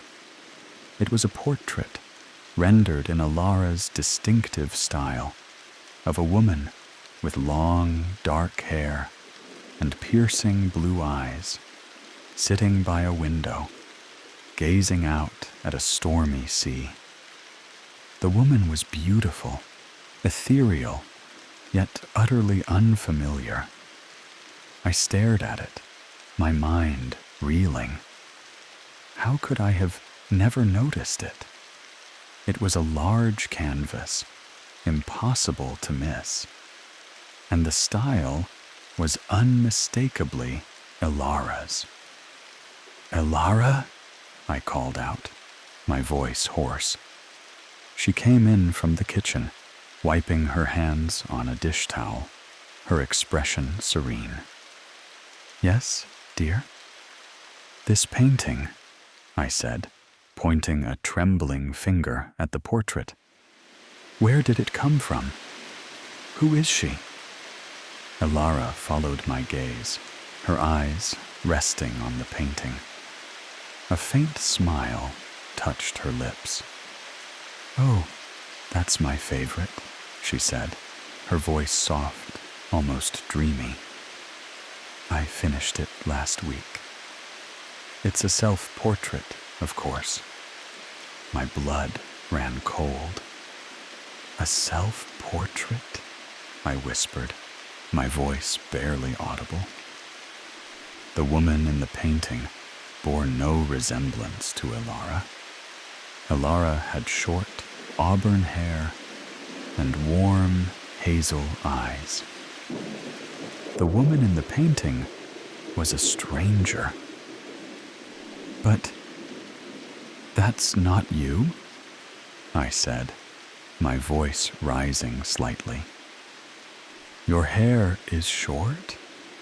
Your eyes are hazel. This woman, she's completely different." Alara looked at me, her smile faltering slightly, a hint of confusion in her eyes. "Don't be silly, dear. Of course it's me. I painted it myself." She turned back to the kitchen, humming softly, leaving me alone with the portrait of a stranger. A stranger who, according to my wife, was her. The air in the room suddenly felt thick, suffocating.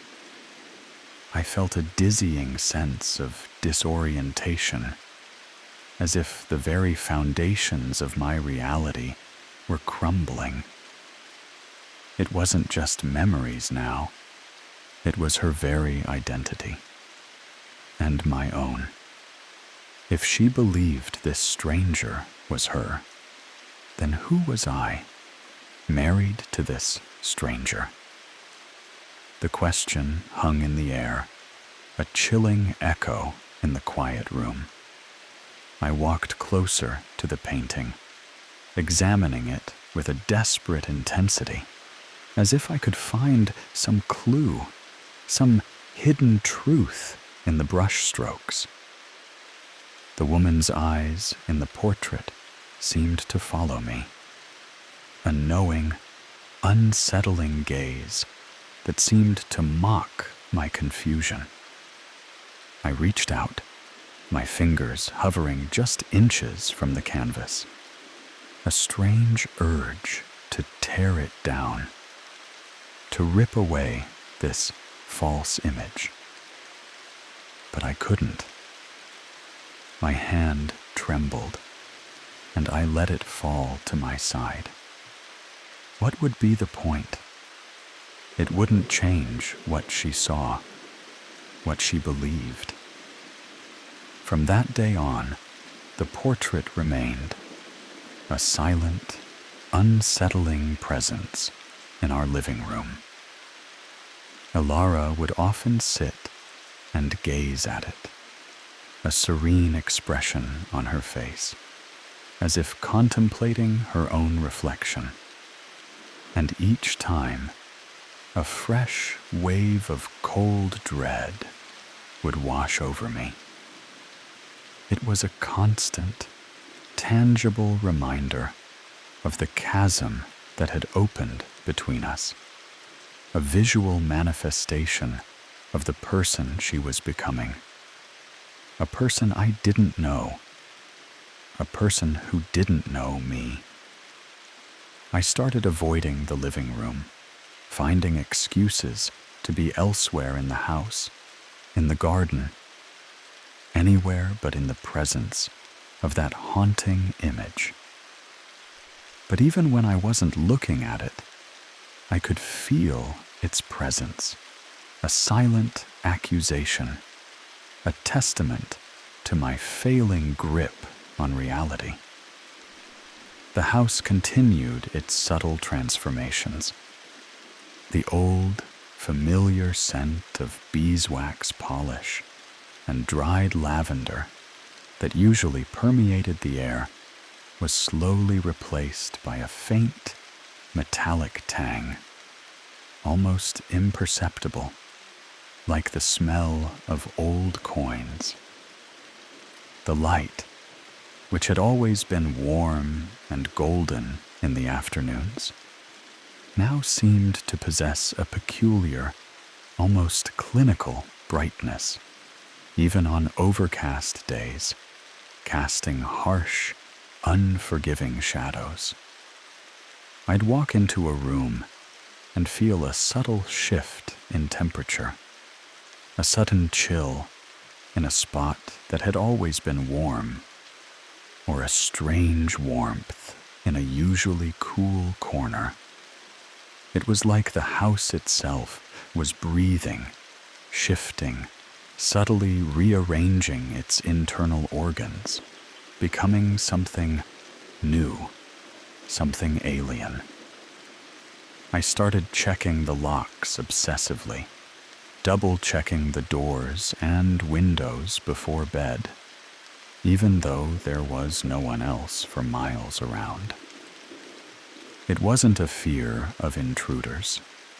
It was a fear of the house itself, of the subtle, creeping changes that seemed to be eroding its familiarity, transforming it into a place I no longer recognized. I'd lie awake at night, listening to the quiet creaks and groans of the old timbers, sounds that had once been comforting, now felt like the whispers of a living entity, a vast, ancient thing slowly stirring around me. Sometimes I'd hear a faint, almost inaudible, scratching sound coming from behind the walls, like tiny claws scuttling over plaster. I'd tell myself it was mice, or the wind, or my own overactive imagination. But the sound always seemed to come from just beyond my reach, just out of sight, a persistent, unsettling presence. Elara, meanwhile, continued her serene existence, seemingly oblivious to the quiet horror unfolding around us. She'd paint for hours in her studio, producing stunning, technically brilliant landscapes and portraits, all of strangers, all imbued with that same detached perfection. She never spoke of her past, never asked about mine. Our conversations dwindled to polite pleasantries, discussions about the weather, or the mundane details of daily life. It was like living with a very kind, very beautiful, very talented stranger who happened to share my home.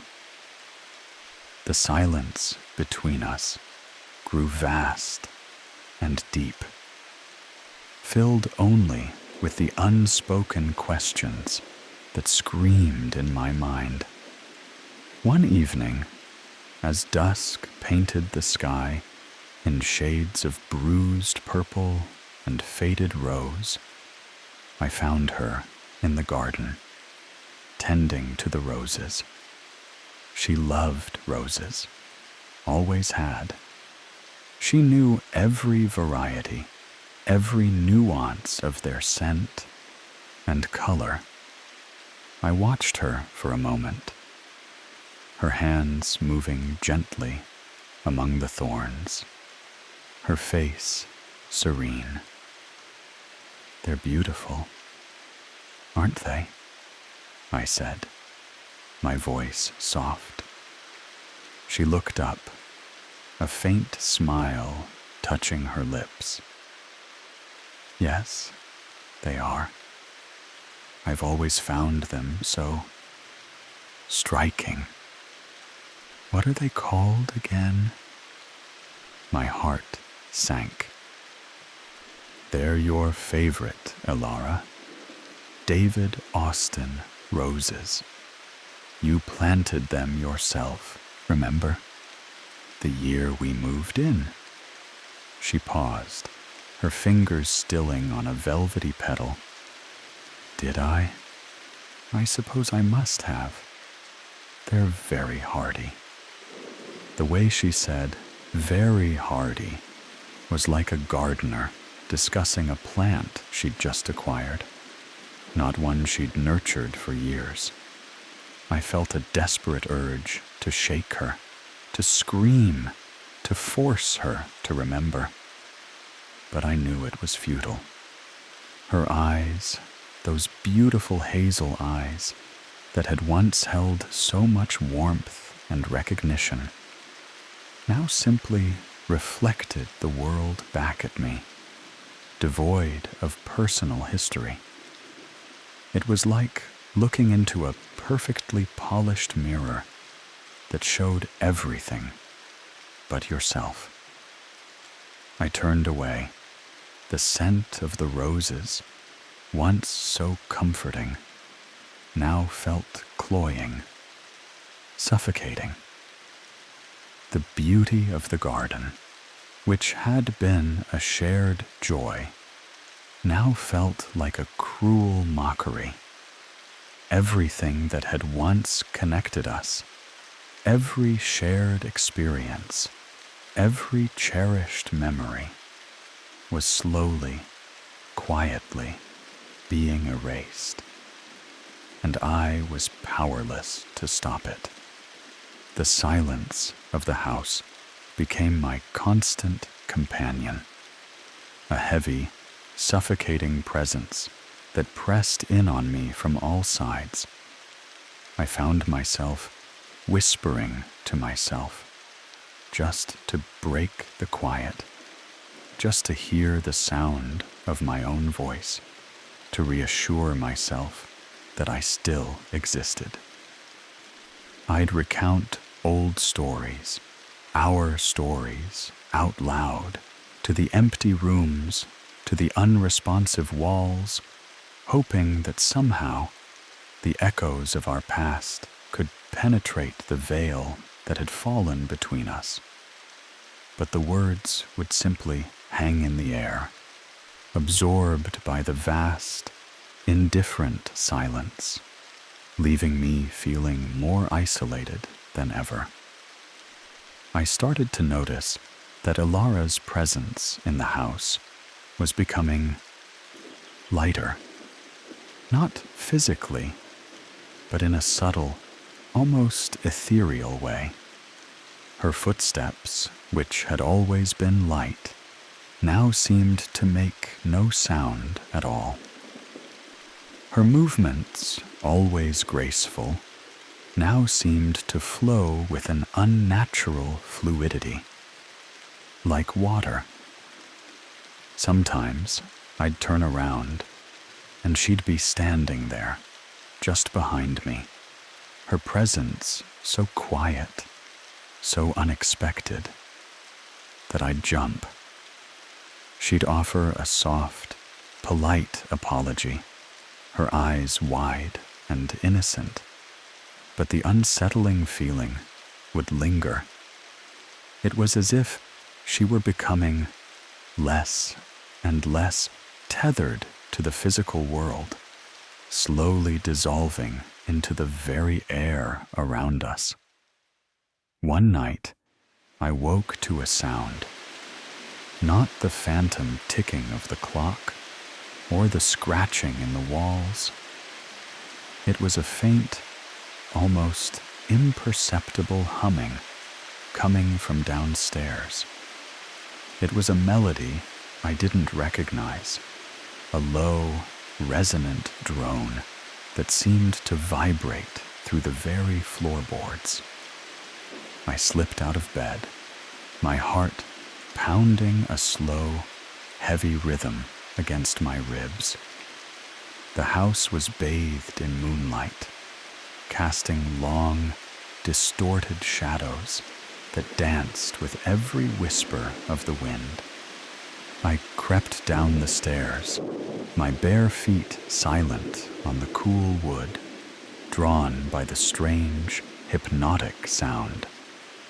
The humming led me to the living room. Elara was standing in front of the fireplace, her back to me, facing the portrait of the stranger. Her head was tilted slightly, and she was humming that low, unfamiliar tune. The moonlight streamed through the window, bathing her in a pale, silvery glow, making her seem almost translucent. I watched her, transfixed, a cold dread coiling in my stomach. Then, slowly, almost imperceptibly, she raised her hand and reached out towards the portrait. Her fingers, long and slender, hovered inches from the painted face of the stranger. And as I watched, horrified, I saw her hand begin to shimmer, to blur, to become indistinct, as if it were dissolving into the moonlight. I gasped, a small, choked sound that seemed to shatter the fragile silence. Elara's hand snapped back, and she turned, her eyes wide, startled. The shimmering stopped, her hand solid once more. She looked at me, her expression blank. Then a faint, polite smile touched her lips. "Oh, dear," she said, her voice soft, calm. "Did I wake you? I was just admiring the painting. It's so captivating, isn't it?" She gestured towards the portrait, her hand perfectly normal, perfectly solid. My mind reeled, trying to reconcile what I had just seen with the mundane reality she was presenting. Had I imagined it? Had the moonlight, the quiet, the creeping dread played tricks on my eyes? I stood there, frozen, unable to speak, unable to move. Elara looked at me for a moment longer, her smile unwavering. Then she turned back to the portrait, resuming her quiet humming. The melody, once strange, now seemed to resonate with a chilling familiarity, as if it had always been there, just beneath the surface of my awareness. I watched her, standing there in the moonlight, humming to the portrait of a stranger she believed was herself, and a profound, bone-deep weariness settled over me. There was no fighting it, no escaping it. The Elara I knew, the life we had built, was gone, replaced by this serene, beautiful, unknowable entity. I retreated to our bedroom, the humming following me, a soft, persistent drone that seemed to fill the entire house. I lay in bed, staring up at the ceiling, listening to the quiet sounds of the night, the rustle of leaves outside, the distant hoot of an owl. But beneath it all, I could still hear that humming, a quiet, insidious melody that seemed to be weaving itself into the very fabric of the house, of my mind. I closed my eyes, but sleep wouldn't come. My thoughts raced, tumbling over each other, a chaotic jumble of memories and fears. The next morning, the house felt different. Not in any obvious way, but in a subtle, almost imperceptible shift in its atmosphere. The air felt heavier, thicker, as if it were saturated with unspoken secrets. The light, even though the sun was shining brightly, seemed muted, diffused, casting a perpetual twilight glow.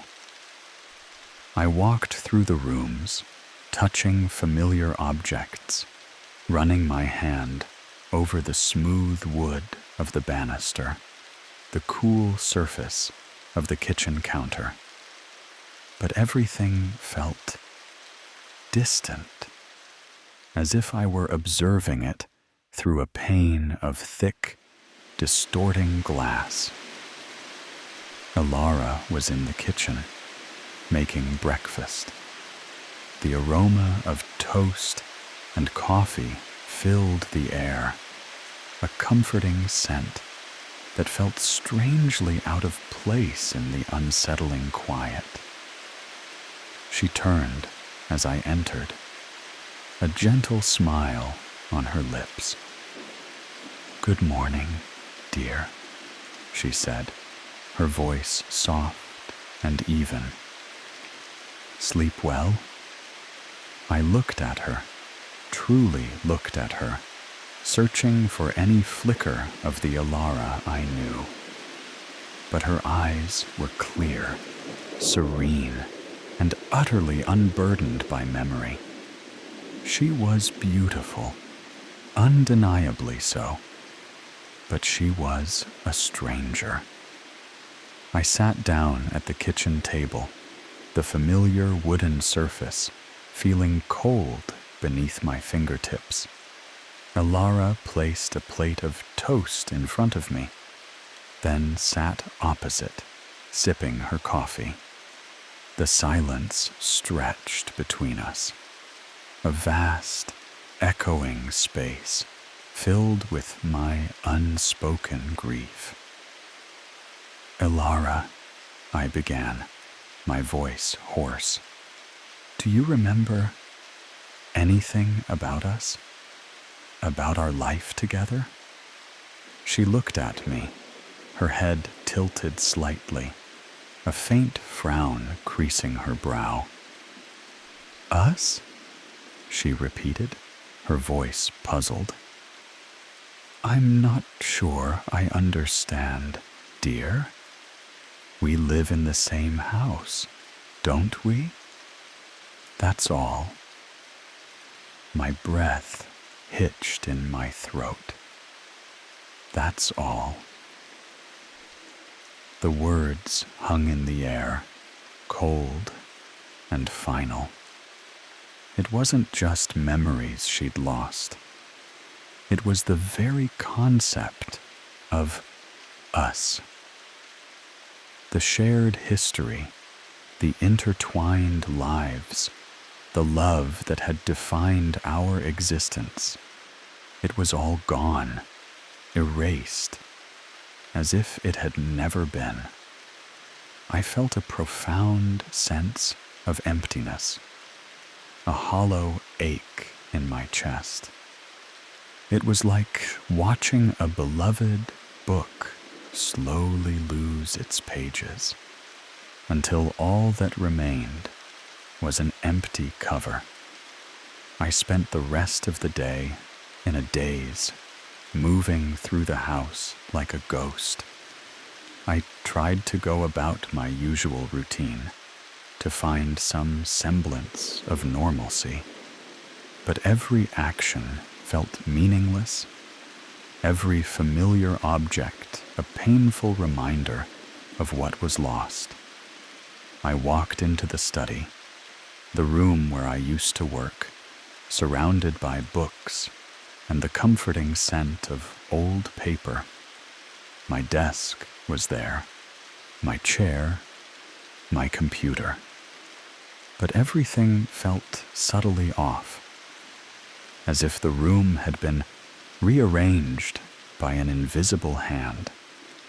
A stack of papers on my desk, which I distinctly remembered as being a pile of old invoices, now seemed to be a collection of unfamiliar sketches, rendered in Ilara's style, but of subjects I didn't recognize.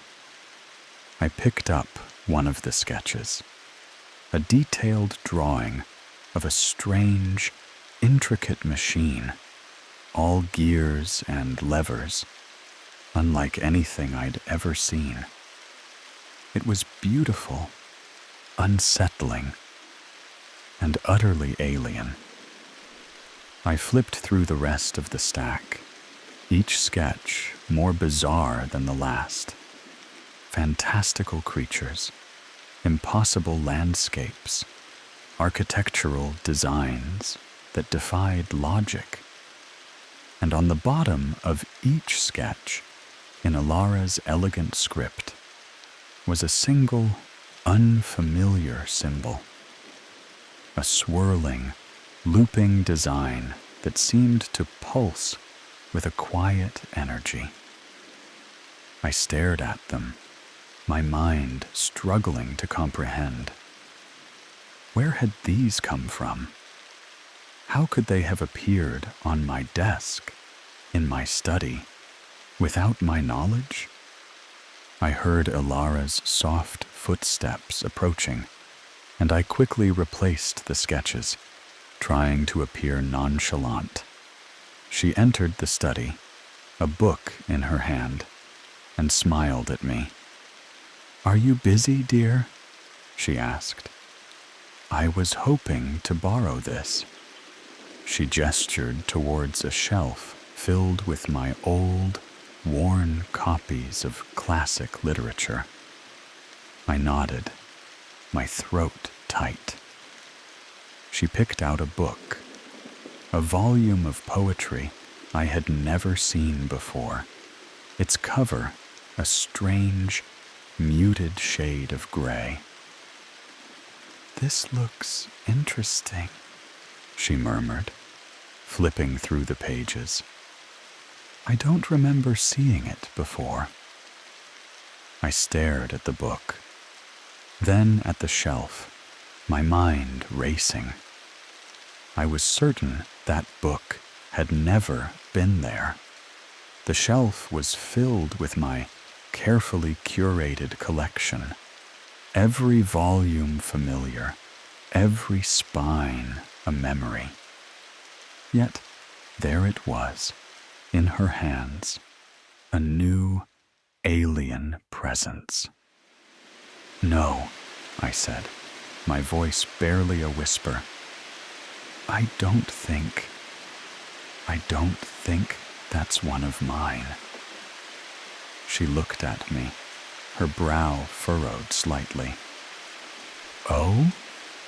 But it's right here, isn't it?" She held it up, as if to prove its existence. Her eyes were clear, unclouded by doubt. She simply accepted what she saw, what she held.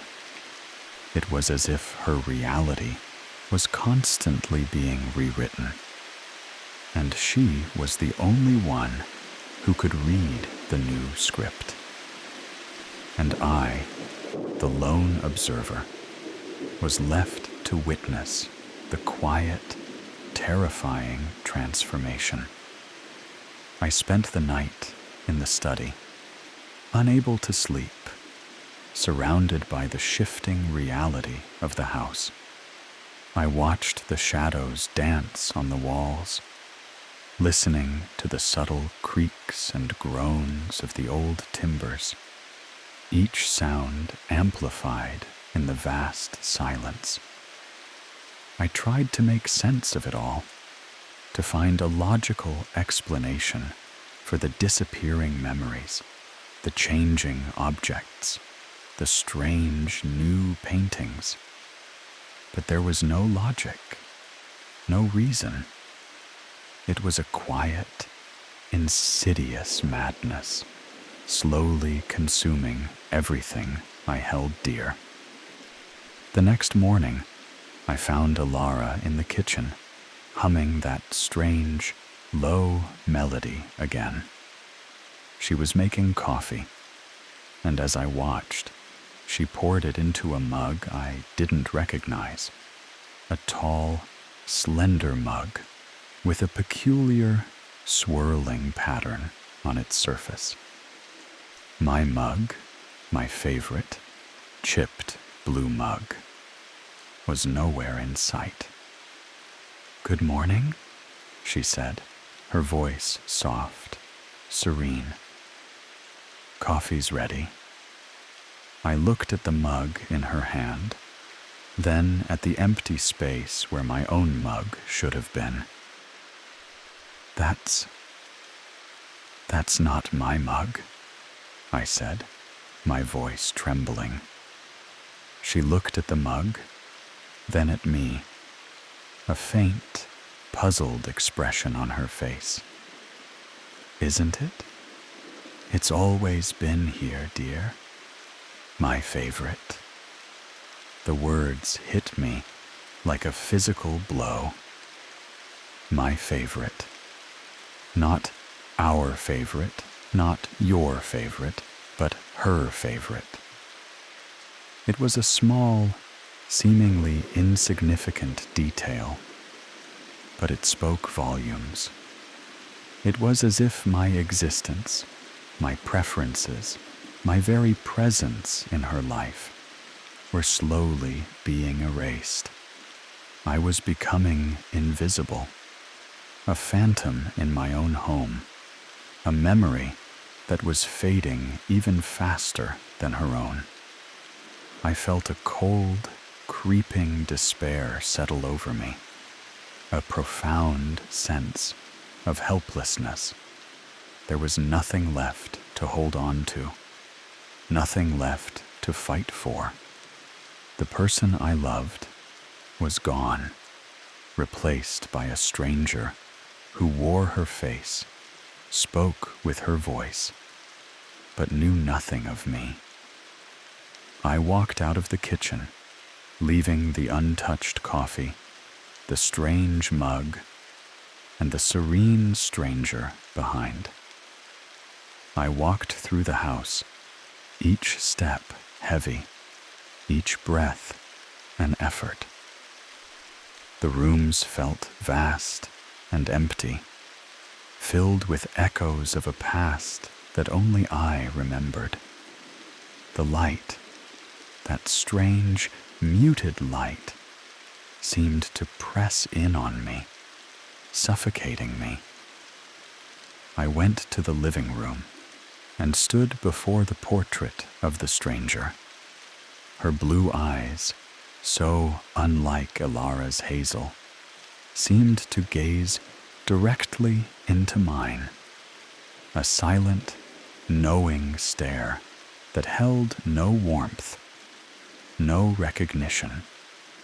It was a mirror reflecting a reality that was no longer mine.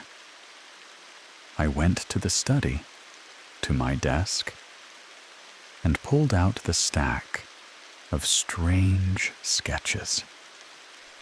I looked at the intricate machine, the fantastical creatures, the impossible architectures. And then I looked at the swirling symbol at the bottom of each sketch. It was a complex, elegant design, a series of interlocking loops and curves that seemed to writhe with a silent energy. I traced it with my finger, a strange fascination pulling at me. It felt both ancient and utterly new, a symbol of something vast and unknowable. I carried the sketches with me as I walked through the house, a desperate need to understand, to find some meaning in the quiet chaos. I went to the studio, Elara's sanctuary, now a place of unsettling perfection. Her latest painting was on the easel, a vast, sprawling canvas depicting a landscape of swirling mists and towering, crystalline structures.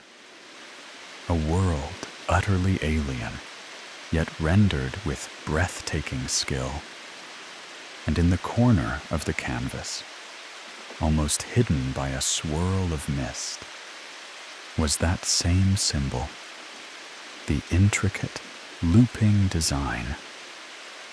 I stood there, staring at the painting, then at the sketches in my hand, then back at the painting. A cold, chilling realization began to dawn on me, a truth so terrifying that it threatened to shatter the last vestiges of my sanity. The symbol. It wasn't just a signature. It was a key to a world that was slowly, insidiously replacing my own. And Elara, the woman who wore her face, was not losing her memory. She was remembering something else, something vast and ancient and utterly alien. She was not forgetting me. She was simply no longer of this world, no longer of our shared past. She was becoming something else, something that belonged to the world she was painting, the world represented by that chilling symbol. The humming, the subtle shifts in the house, the forgotten memories, the new objects, the portrait of the stranger. It all coalesced into a single, terrifying truth. Elara was not ill. She was transforming, and I was witnessing it, a helpless observer, trapped in a reality that was slowly being overwritten, erased. by something I couldn't comprehend. The silence of the house, which had once been comforting, now felt like the silence of a tomb, a vast, echoing space where my voice, my memories, my very existence were slowly being swallowed whole. My very existence were slowly being swallowed whole.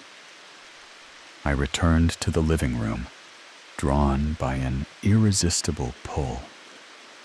The portrait of the stranger seemed to glow in the muted light, its blue eyes fixed on me, a silent invitation.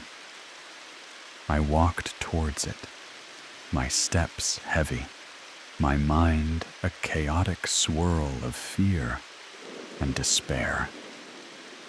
I reached out, my fingers trembling, and touched the canvas. It felt cool, smooth, utterly real.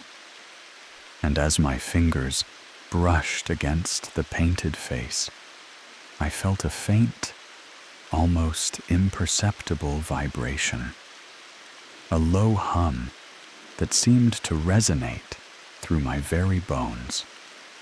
It was the humming I had heard in the night, the melody that filled the house. I stood there for a long time, my hand pressed against the canvas, listening to the quiet hum, feeling the subtle vibration. The house around me seemed to hold its breath, waiting. I looked at the painted eyes, so clear, so blue, so unlike Alara's hazel. And in that moment, I understood. This was not a portrait of a stranger. This was a portrait of her, the new her, the one who was slowly, quietly taking Alara's place, the one who was shedding the skin of our shared past and emerging into a new, terrifying reality. The grandfather clock in the hall remained silent, its hands frozen, marking a time that no longer existed for me. The house was quiet, utterly still, save for the faint, persistent humming that now seemed to emanate from every surface, every shadow. I was alone, truly alone, in a home that was no longer mine, with a woman who was no longer my wife. And as the last sliver of twilight faded from the sky, plunging the room into a deep, velvety darkness, I knew with a chilling certainty that the quiet horror had only just begun. The silence stretched, vast and deep, filled only with the faint, resonant hum, a lullaby of quiet dread, a whisper that promised no end.